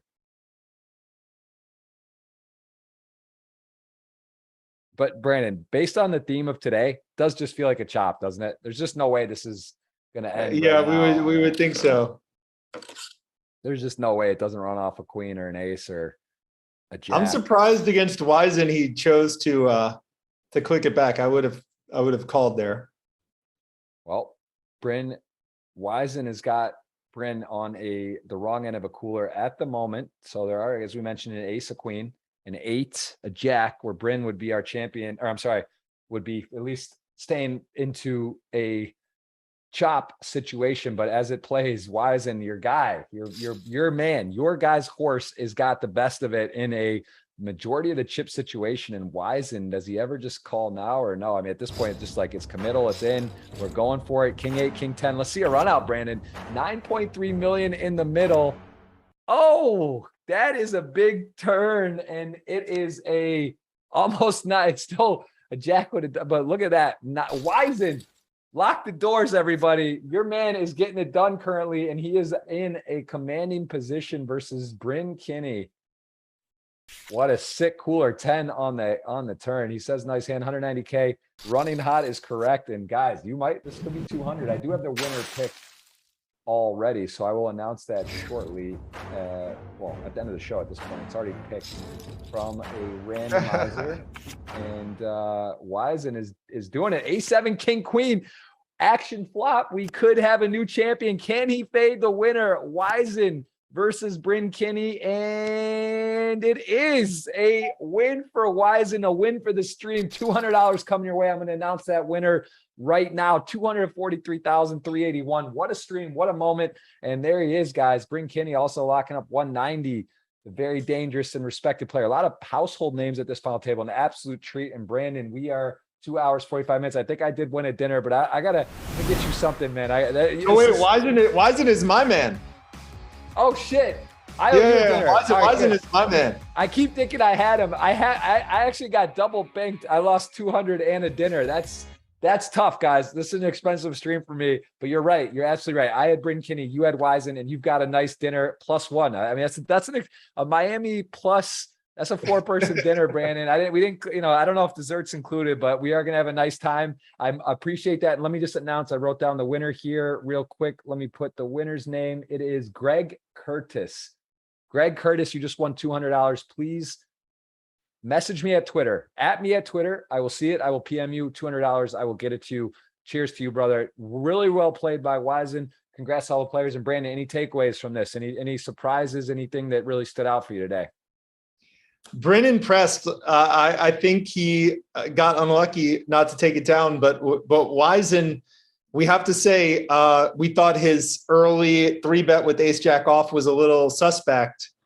Then we saw the the rest of the table play out, and we realized that he was on point with that 3-bet because he was up against a very active player. And I think he played very, very well overall. He was sticky in the right places. He was aggressive against Yanetsov on his right at the right times. And I think it was a deserved win. Well, we appreciate everyone watching. I appreciate Brandon putting in a very long session today. It might be, I believe it has to be a record for the Super Millions that I've been a part of. I appreciate everyone. And Greg Curtis, please message me on Twitter. $200 cash coming your way. Thank you so much. And we'll see you again next week. Same time, place, same place. Super Millions. This is season 2, episode 51 in the books. I'm Jeff Gross, Brandon Adams alongside. We'll see you in Miami. Brandon, thank you so much. And cheers, guys. See you next week. All right. Thanks, guys.